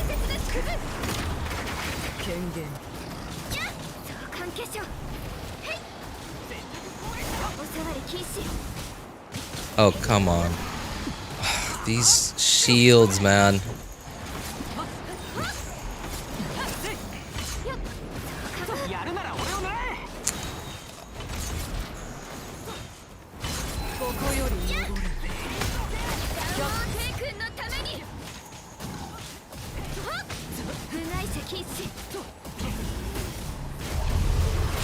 These shields are like no, not these shields. Like all these like mechanics that they keep introducing into Genshin, dude, they're so infuriating. They keep adding stuff to the game that makes me want to just quit. Oh.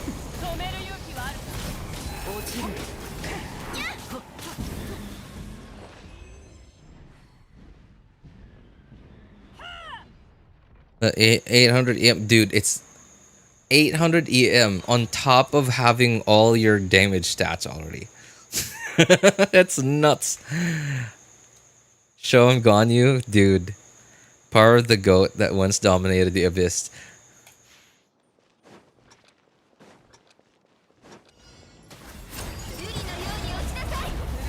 Oh, okay. Absolutely. Oops. 260k.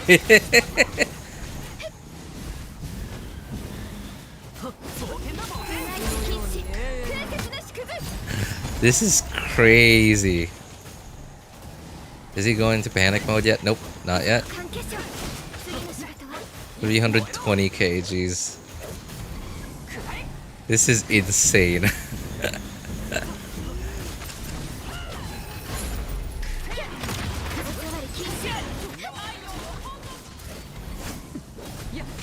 Where's the... Okay, there.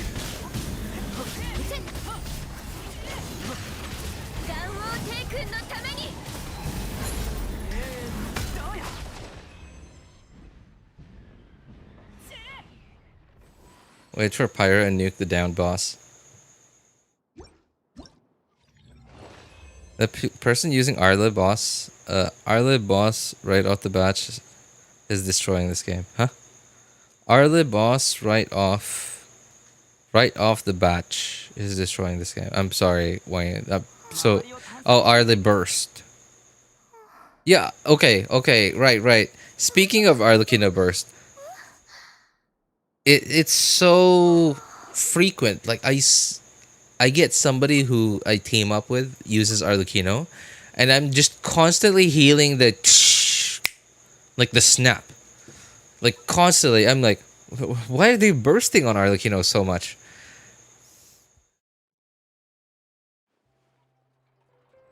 Does Mavuika buff still work in co-op? Technically, you're all on field, so it shouldn't be getting the NA buff, right? Yeah, that's true. The constant snap. Only C6 Arla is allowed to burst. Yeah, right. Like I've had so many people. I've teamed up with so many people using Arlecchino, and I'm just constantly hearing like the snap, like, and I'm just so confused. Like, why are they constantly bursting? I guess I'm teaming up with myself. Did y'all see that? Somebody named RJ in here. Melt. Oh, nice. Melt again. Okay. Alright.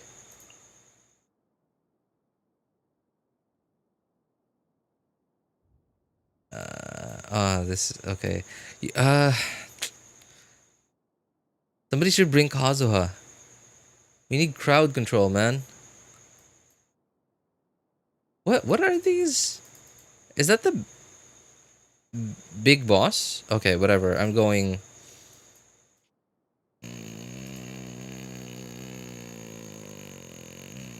Okay. Hang on. Wait, I can't change my items in here. Whatever. Pyro Traveler. I know. I was so confused. I was like, whoa. This guy went straight for Pyro Traveler. Too. Like, no hesitation at all. Straight for Pyro Traveler.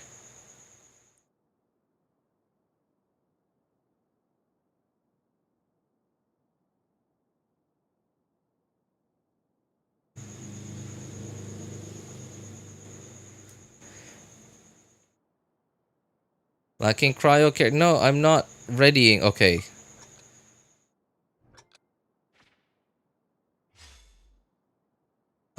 What was I using? Oh yeah, Venti. Okay, I need the ER and skill cooldown.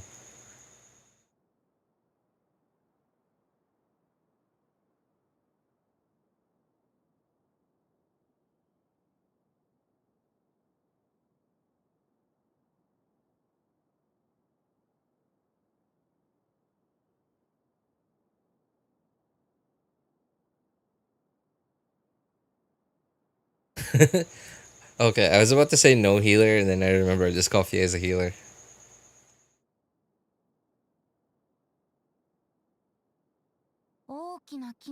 Oh, sorry. I keep forgetting to ready up here.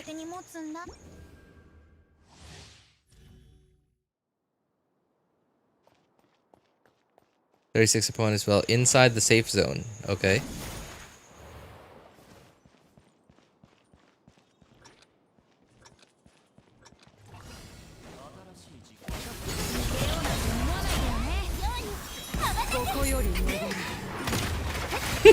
Arlecchino can't hit them. I did not think about that. Arlecchino can't hit them with normal attacks. Oops. But hey, the crowd control is working perfectly, man.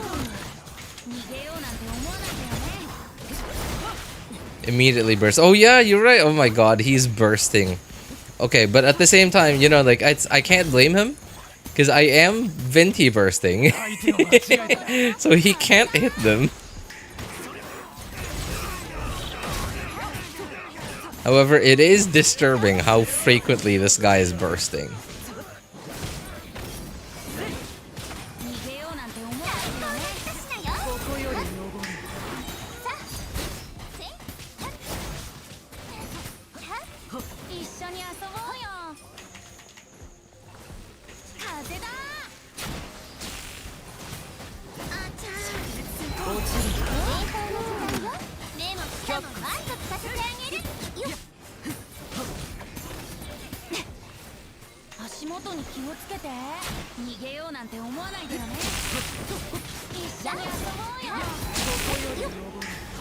I hope we got to 800 at least.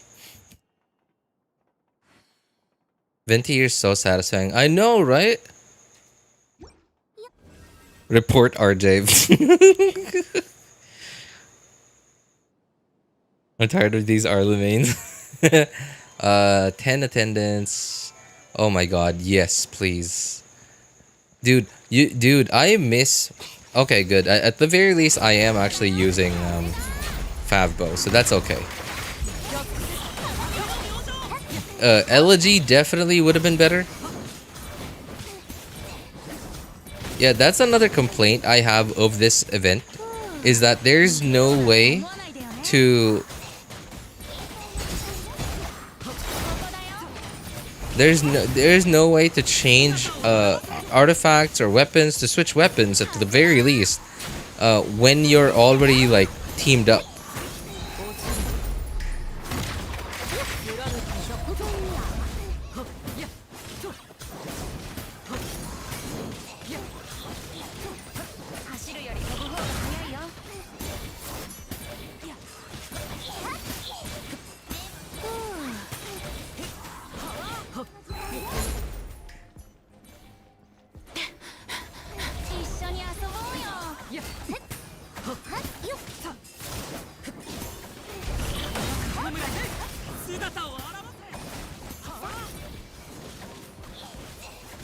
By the way, these challenges where you're supposed to defeat 20 enemies, are you even supposed to be able to beat these challenges?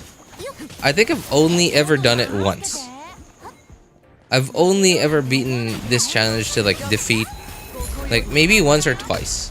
But that was like either I was on my friend's account, like using C3 Mavuika with a bunch of other players who also knew what they were doing. Or I was being hard carried by like a couple of C6s.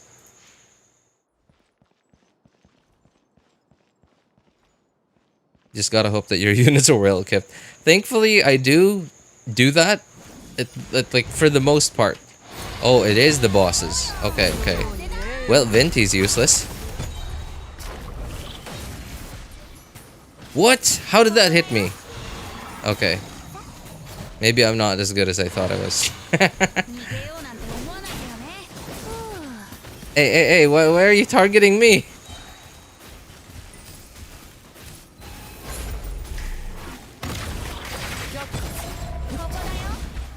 Okay, these guys are gonna be moving. Nope, they're not moving. Ow. There's no warning. There's no warning indicator on the ground where the icicles are coming up.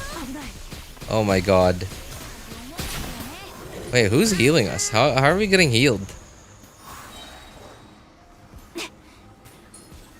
We clearly don't have enough DPS for this fight.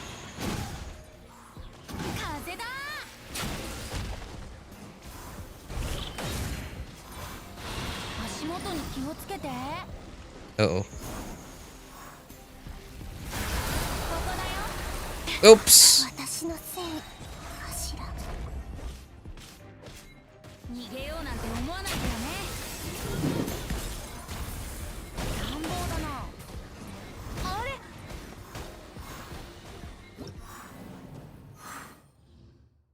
Escoffier is a healer, RJ. Oh yeah, that's right.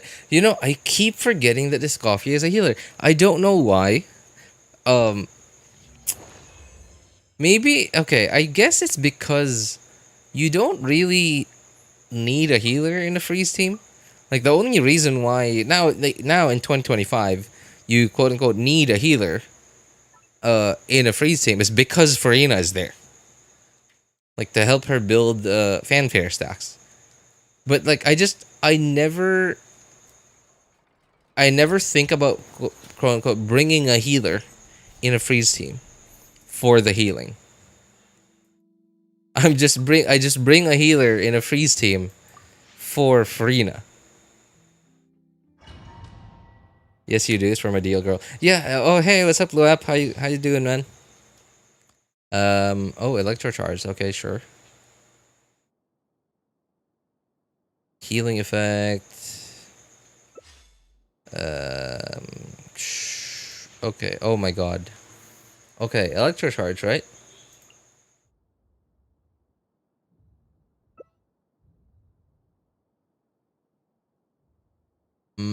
Sure. Don't really have a better electro character. Oh, nice. Somebody brings Vressa. Hopefully they have a nice build. Super tired from work. Oh, that was fast. Wait, why'd Vressa go with the normal attack speed?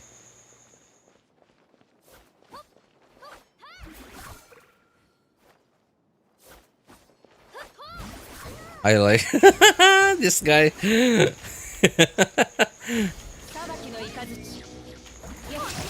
Oh my god, what the heck is this fight, man?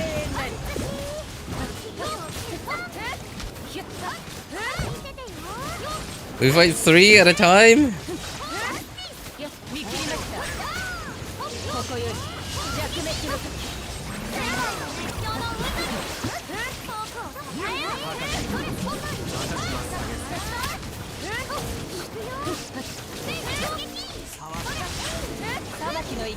Oops. Oops. Okay, they are fighting this guy. I can't help but feel like we should be dealing with the cryo one first.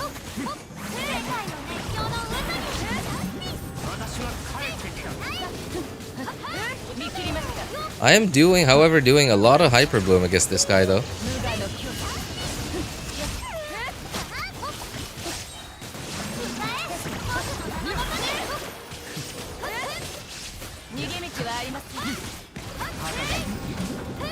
Oh my god, okay, no energy.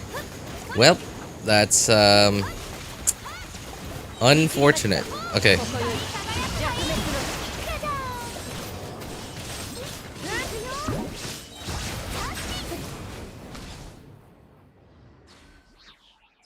Useless against Dendro Shield, that is true. That is true.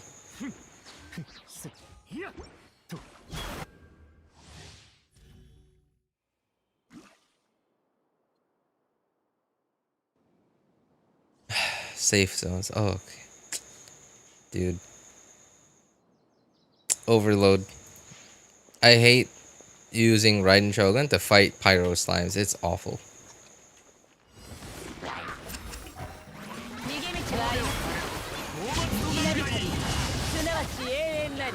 Wait, how are we supposed to break these?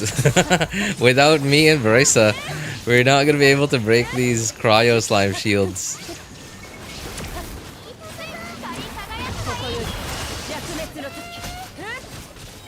I've never seen a slime not get one hit by Raiden Shogun's burst.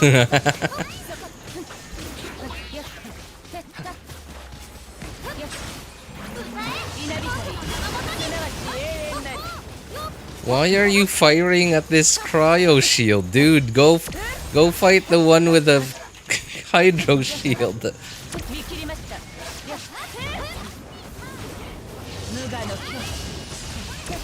Okay, is there a cryo one? I'm not seeing. Oh, there is one over there. Okay, y'all deal with that. I'm gonna deal with this. Well, oh my god, why are the hydro characters fighting the cryo one? Okay, now you can fight it.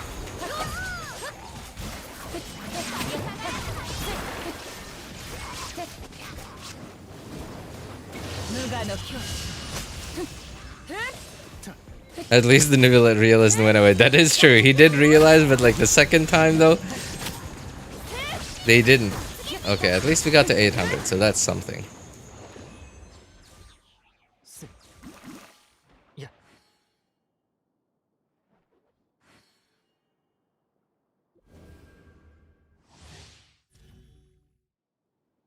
No. Oh. What? Okay. Oh. Well, this is gonna be a fight. Well, yep, this is gonna be a fight, and then flies straight up to the air, doesn't it? Oh no! Okay, good, good. He doesn't fly straight up to the air. At least it's not like the one in Abyss.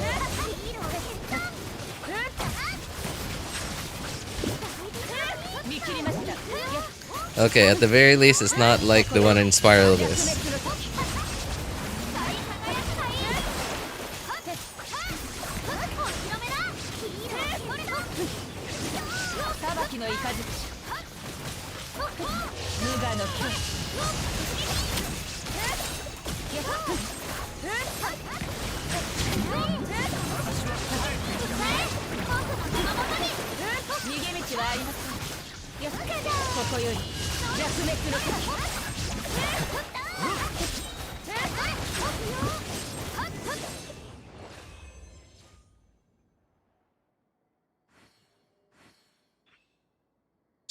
Sorry, what is Bakugan again? Isn't that an anime from the 2000s?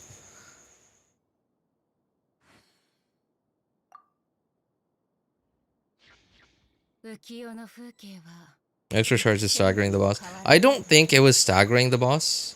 I think why it looked like the boss was getting staggered is probably this thing called N-lag.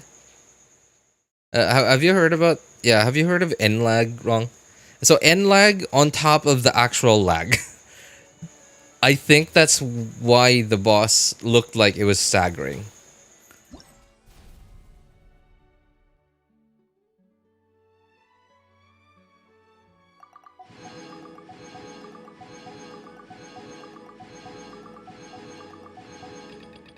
I only heard of hit lag. Yeah. So okay, it's really hard to explain this because like without showing it, but like you know how like when you're fighting like a meteorol, like the shield, the wooden shield meteorol, or no, it could be the stone shield meteorol too.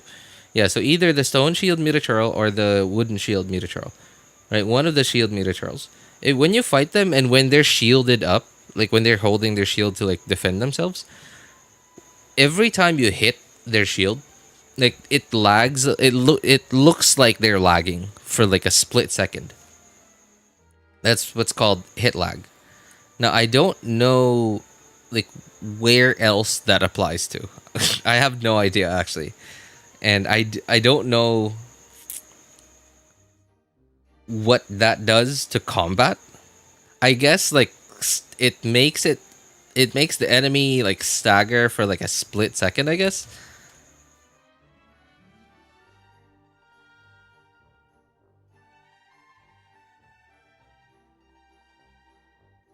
It applies to Hu Tao the most in the game. Really? Hu Tao? Wait, how?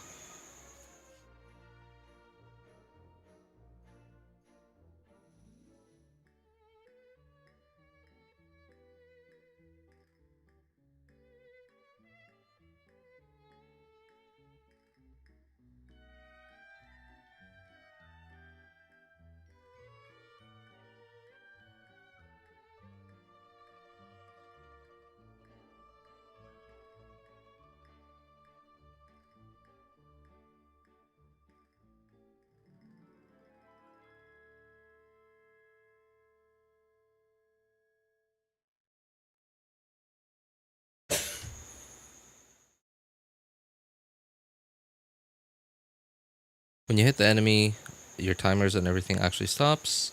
That's why you can extend her E duration. Applies to Shogun's burst animation too. Burst duration too. Oh, I think I've heard of this once before. Like extending Hu Tao's E duration so that you can get one more charged attack out. But I don't remember how it works anymore.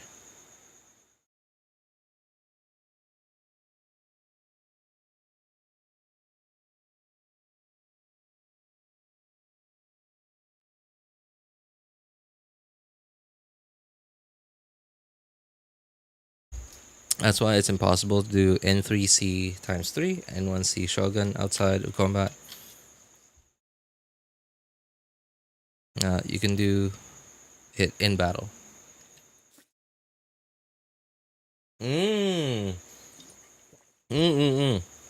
Okay. If done absolutely perfectly, Hu Tao can have permanent skill uptime. Dude, that's... Wow. I mean, like, not that you'd want that. Right? Because like you still have to rotate through your other characters' abilities.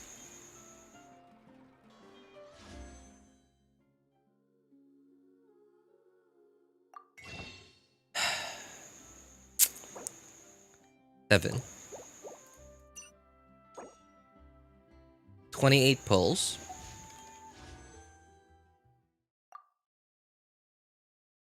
28 pulls on 16 pity.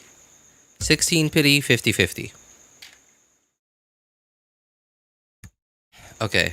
How many days we got left? Let's see. We got 10 days plus another 20 for phase 1 for the phase 1 banners. So daily commissions plus battle pass 90, daily is 60. So say I don't know, 29 days times 150. So I got 4,300 primos by then.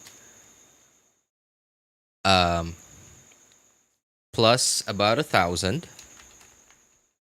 plus 420. Nice. From the one small event that happens before the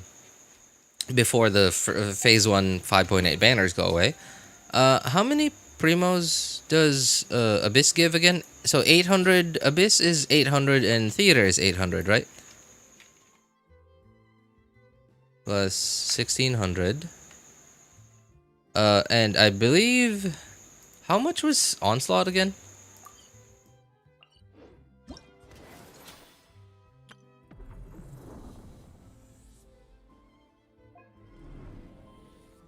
$450. Okay.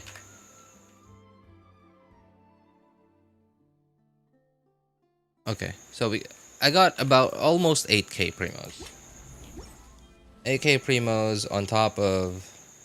Okay, I have on top of this. Alright, so hang on. Okay, so 8. So that was about 7,800 divided by 160.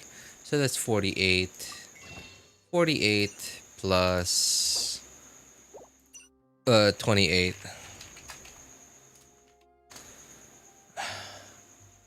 Just barely enough to get over pity. Just barely enough to get to pity. Which means I'd have to actually win 50-50. I'd have to win 50-50 to get Citlali. If not, I am screwed. Well, I guess there is also the exploration primos. Look at Hu Tao Kit. Look how long's their duration. I believe it's 9 seconds. If I'm actually quite confident in that, but I could be wrong.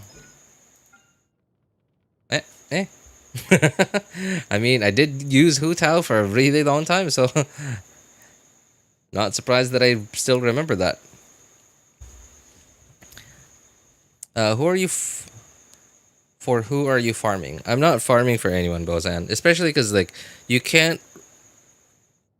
so Ineffa, right? Ineffa is the quote-unquote the new character in the game. In 5.8. Ineffa doesn't actually have an artifact set yet.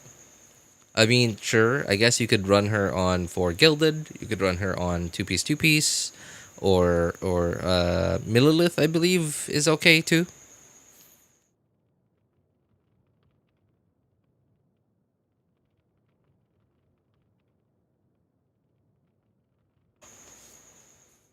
Right, but obviously the Millilith domain is really resin inefficient. So, but I have been strongboxing the Millilith domain recently. So far, I've only done 1 session of strongboxing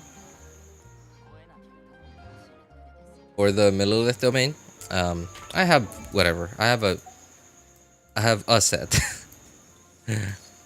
I don't remember where I put it now. I'm probably on Lisa. No, where would I put it? Catalyst.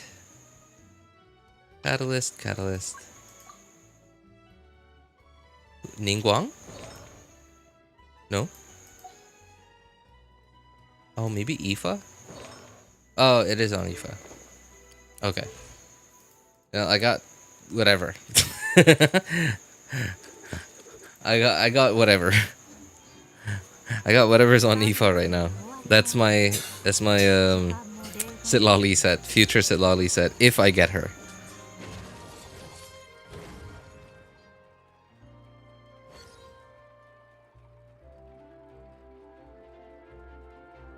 I'm still strongboxing Emblem. Who are you trying to strongbox for, man?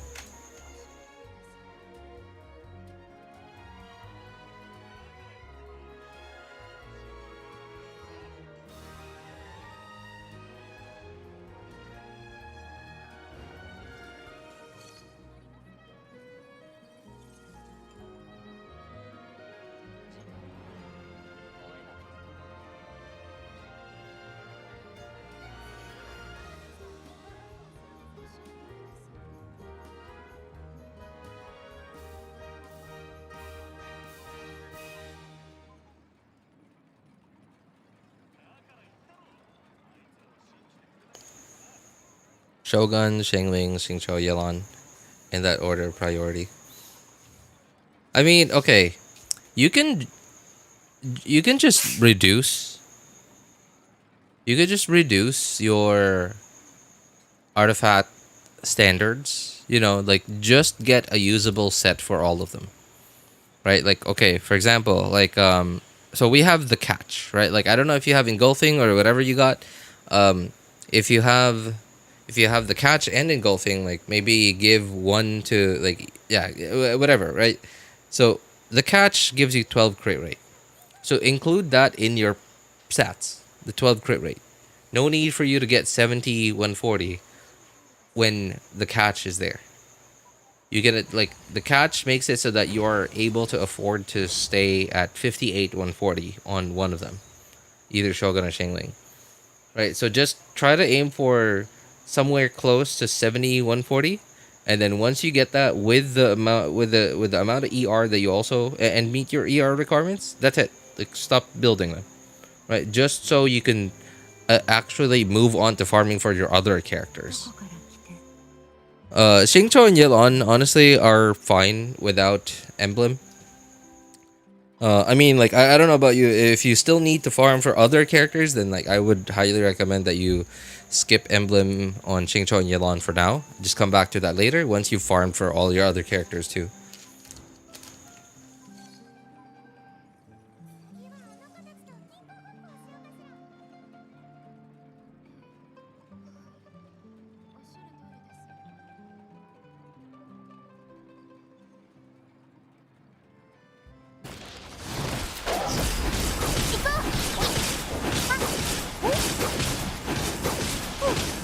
I see the end lag there.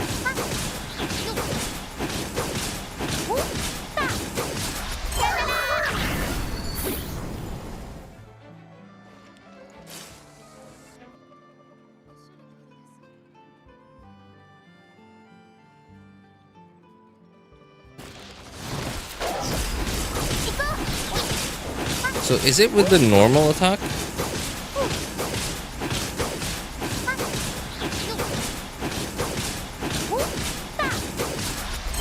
Yeah, it's the normal attack, right? Where the end lag is coming from?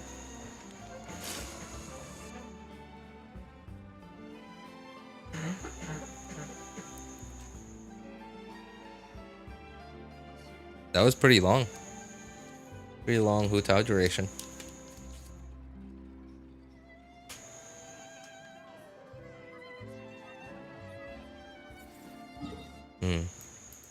Okay, honestly, that wasn't like this wasn't as painful as I thought it was as it was for me yesterday. Like, it wasn't as painful, honestly. Like, it was, I guess maybe because I had you guys to talk to. Like, whenever I had a really cringe set of teammates, maybe that was why it was a little more bearable than when I was doing it just on my own.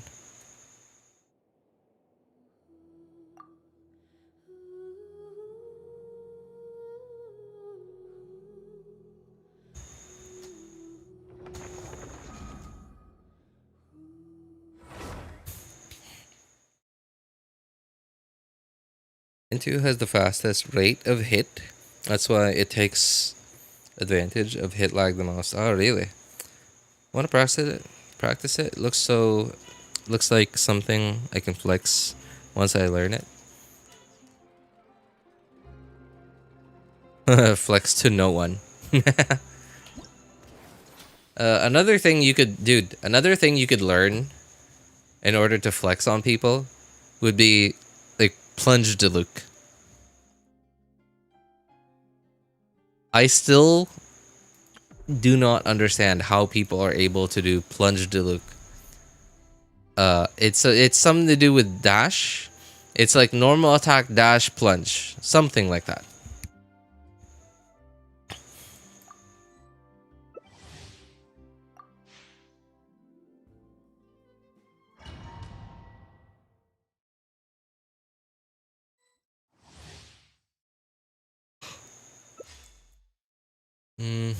Elemental damage, healing, skills, burst.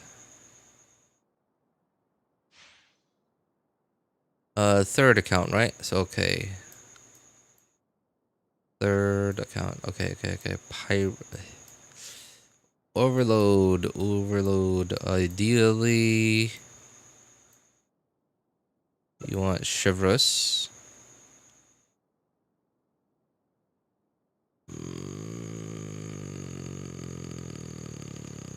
Sure. Okay. I guess that's fine. It's impossible on mobile, only achievable through pure luck. Huh. Sounds like skill issue.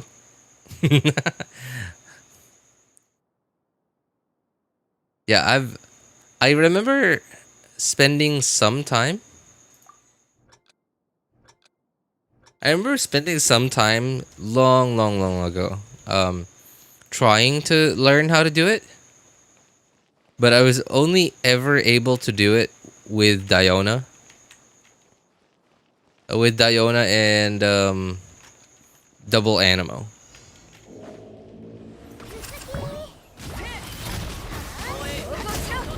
I was only ever able to do it with why aren't you Bennett bursting?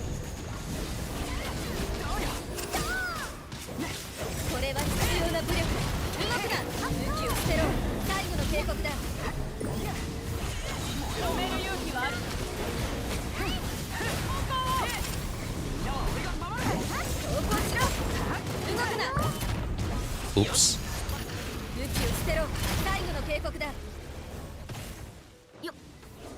Oh, everyone's dealing with the cryo guy first. Oh, nice. They got crowd controlled.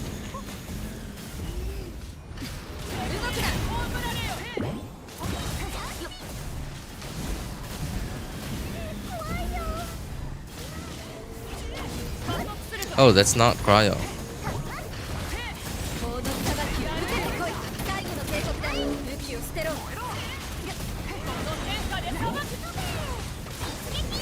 Oh, I hope this is... Oh, it is C6. Okay, that's fine. Should have been normal attacking this whole time.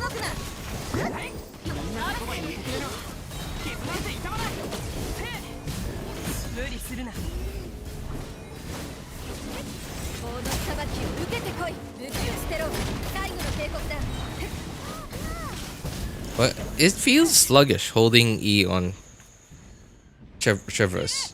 Does the lag have any effect on that? Oh, hey, what's up, Odd?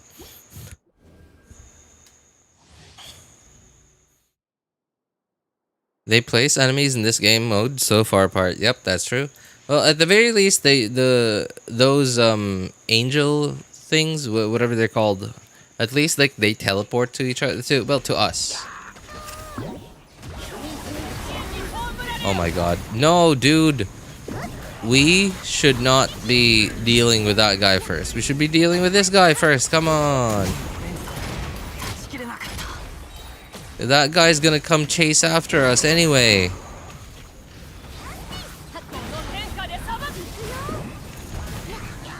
Okay, well, I got nothing to deal with that guy, so... he's got a pyro shield now.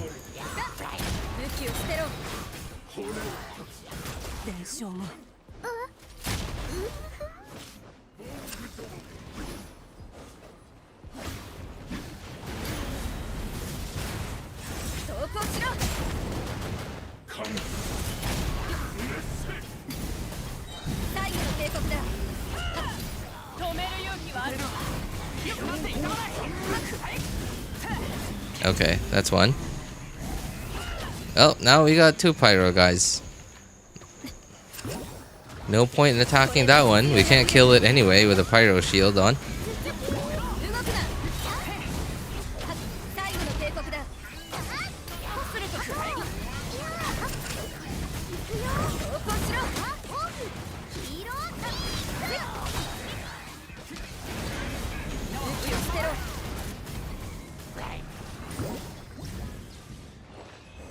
Just saw everyone's HP disappear and revive. What? Really?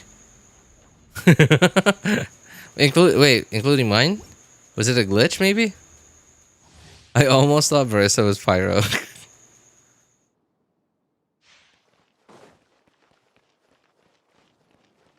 Maybe they all died. Maybe it was the cryo herald or lector or whatever. I think it's a herald, yeah.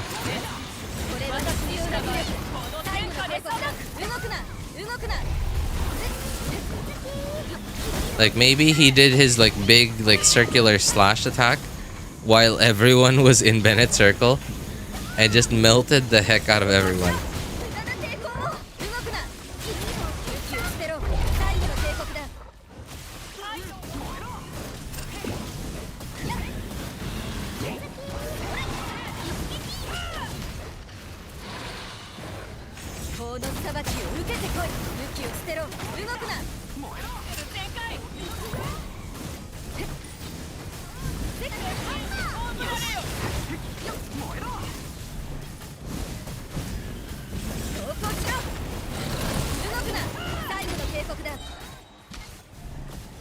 Oh, one's dead.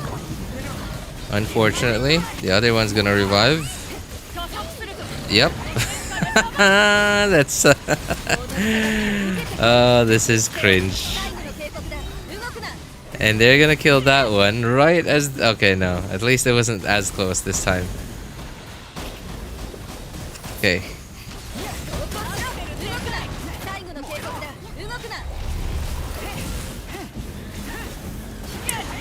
We would have actually killed this guy.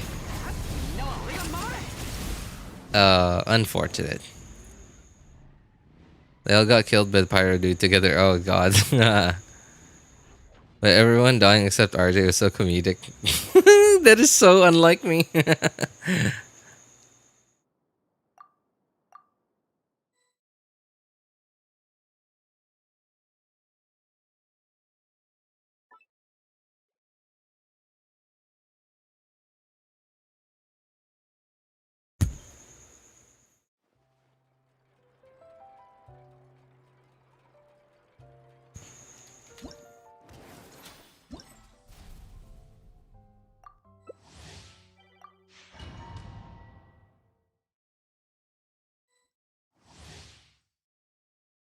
Oh my god.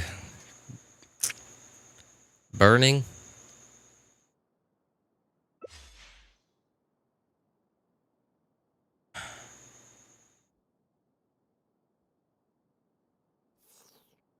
So, okay, I know we have to do burning, but we have to somehow at least do damage.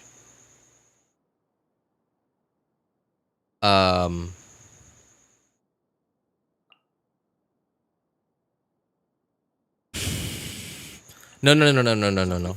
Okay. Crowd control would have been fine, but at least like none of these guys are crowd controllable, so that's kind of okay. Do we need skill cooldown?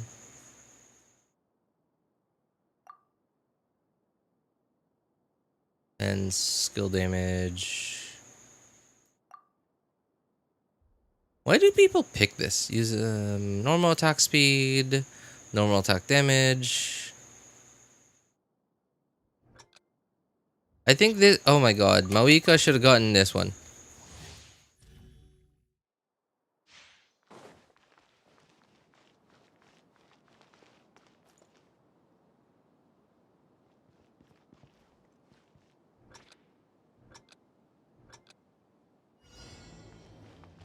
Come on.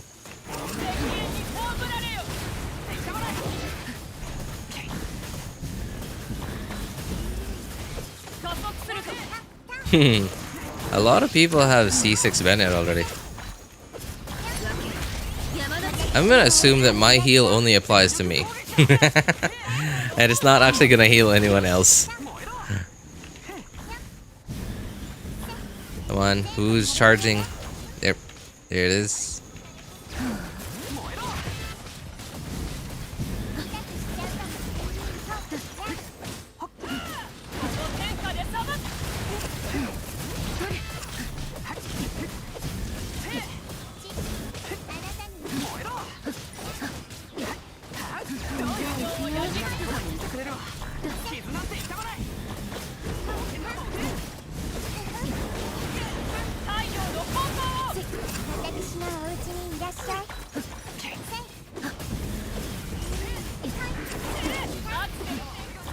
Is that burning ticking for like... I have no idea. Like, I was seeing like so many different numbers. Was that burning ticking for like 6K? As long as it heals, the on-field character heals everyone that's on field. High ground effect. You know, this has always been so unclear.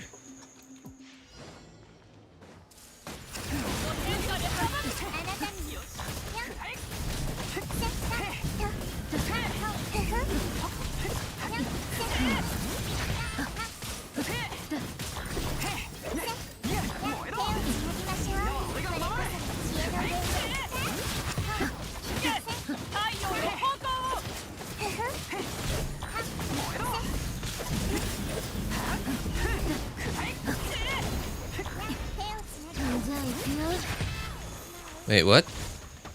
Why do they have a shield? We don't... Oh. Because I have Geo and I crystallize. Okay. You have to kill the pyro guy first.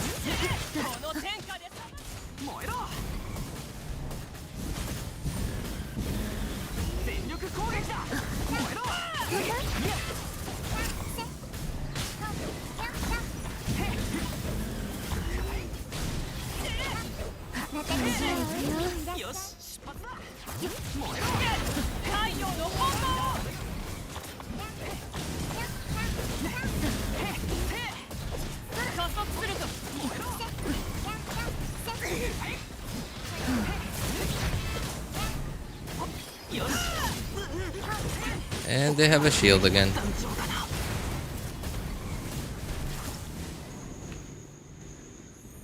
D6 Bennett is a standard. You're the only one I saw who didn't do it. Everyone fighting and using magic while Mavuika just spinning. That's true. That's true. Did I just watch Naina miss her E? Really? I didn't notice.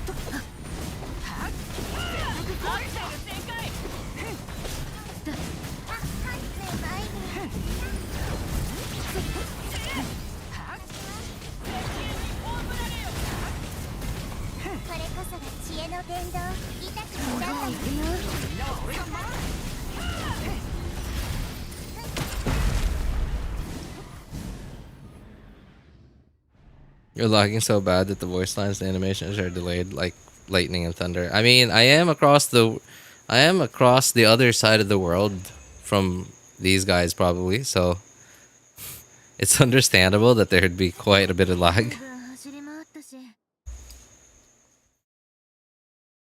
I can't believe I have to do this on my Asia account.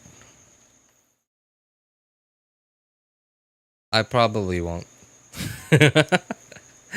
I probably won't. Okay.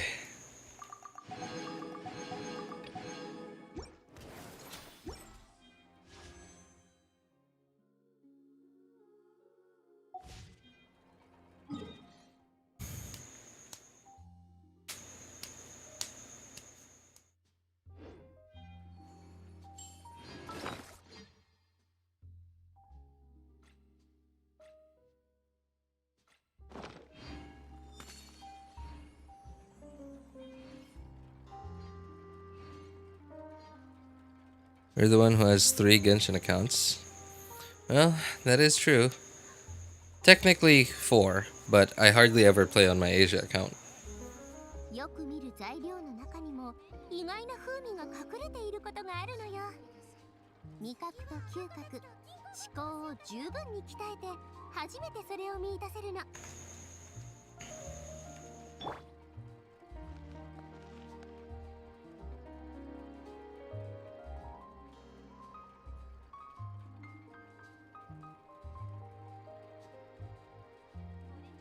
Alright, well, hey. Let's give our thoughts to... Yeah, let's give our final thoughts on Escoffier. Or sorry, not Escoffier, Ineffa. I think it's a miracle Ineffa runs it all. Oh, trust me. Cookie. It's like, what? Annihilation mode.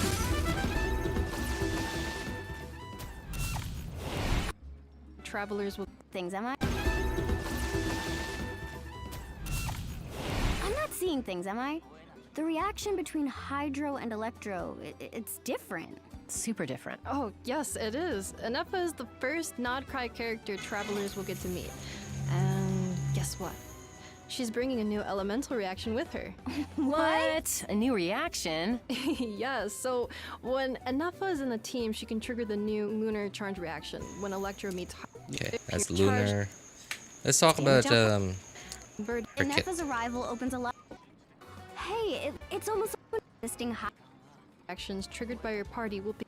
Iteration of electrocharge. Electrocharged reactions can crit now! So I'm guessing that comes with new damage. So she's basically Fischl. You press E, and you summon this like computer looking thing. And then it attacks enemies with Electro off field. I think I'm starting It seems to be AoE, judging from the way its attack looks. Yeah, it seems to be AoE. So at least that's something. That's one thing she has over Fischl. Oh, wow. So cool. Yeah, so it seems Ineffa's arrival opens a lot of possibilities for And the duration on that thing doesn't seem to be super long. So I think that's what the burst is for, because using her burst resummons the computer thing. Ineffa deploys a shield and summons the multi-purpose smart assistance unit, Brigida. It went with a lazy route and just made it crit. And with its They could have done that with burning. You know, they could have done that with burning, like when they released Emilie. When Ineffa's not on the field, her face appears on Brigida's screen.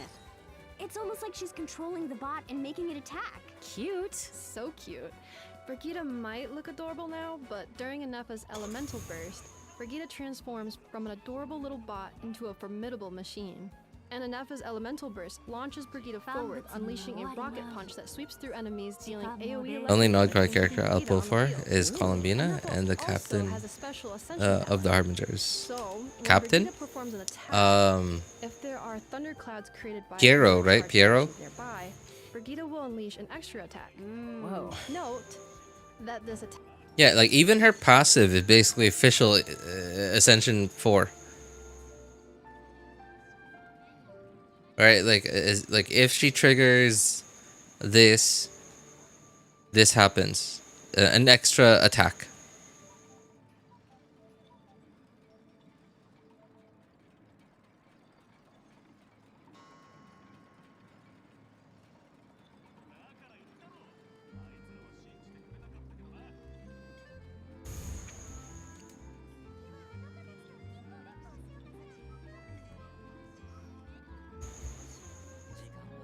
Lunar is a whole new reaction system, right?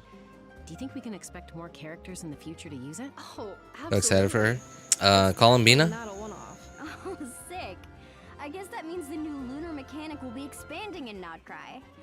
Considering how Ineffa can enhance her entire team's damage output... Anyway, I guess I've already voiced out my thoughts on Ineffa. As the title of this stream, well, my stream, not Genshin's. Ineffa is basically 5-star Fischl. Did anyone else notice the pixel effect? DPS wise, I don't know. I feel like Ineffa might out DPS Fischl, especially in AoE. In single target, I don't think she out DPSs Fischl by that much. Like, it's not an insignificant amount, but it's also not like the gap between your typical 4-star and your typical 5-star big. Sandrone. Oh yeah. Me too. I'm so excited to finally like see her and like just have her in the game. Ineffa's amazing, but I'm not pulling her right away. Yeah, that's true. Like, dude, you should. I mean, like, you got 20 plus days to decide, like, when her banner comes out.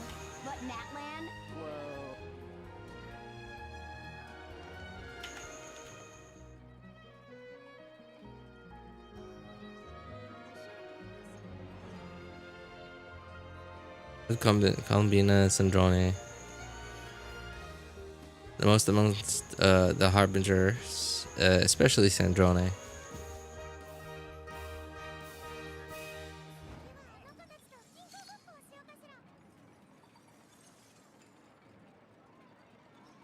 Alright, well, anyway, I just caught myself dozing off. So, those are, as I said, I think there are two possible, I think there are two possible things that could happen with Ineffa.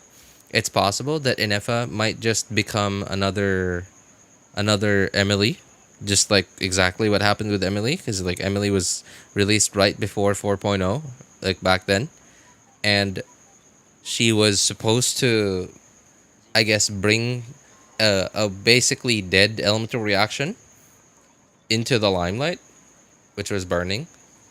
Well, she didn't, because she doesn't do anything for burning.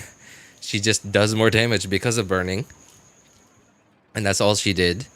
Plus, on top of that, burning itself was just like much worse than electrocharge, whereas electrocharge was actually already usable even from day one. Right? At minimum, it's usable.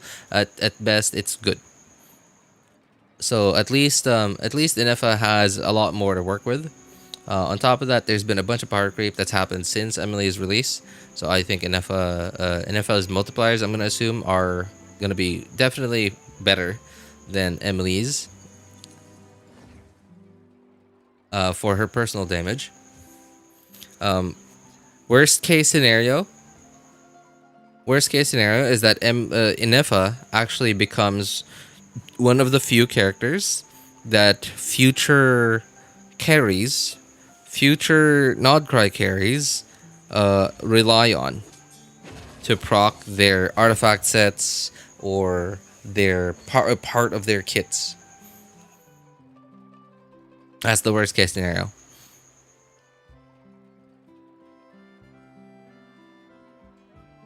Androne, looks like Weizhong too. I even saw theories about that. Yeah. Those are some pretty old theories, actually. Like those theories came up right after we saw footage of what Weizhong looked like.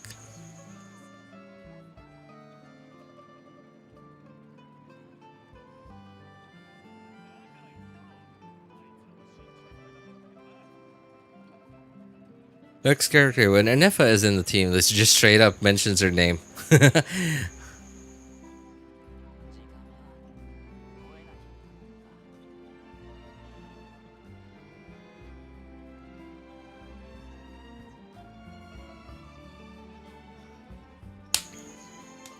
Well, anyway, that's it for me for today. It's getting pretty late, so I'm heading off.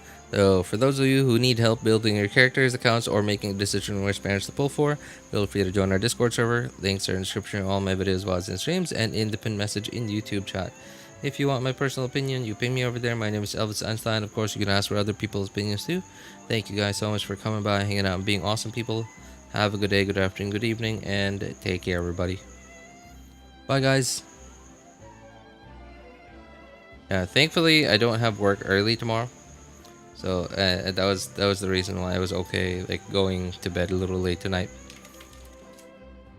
Right. Well, anyway, take care, everybody. Bye. Thanks again.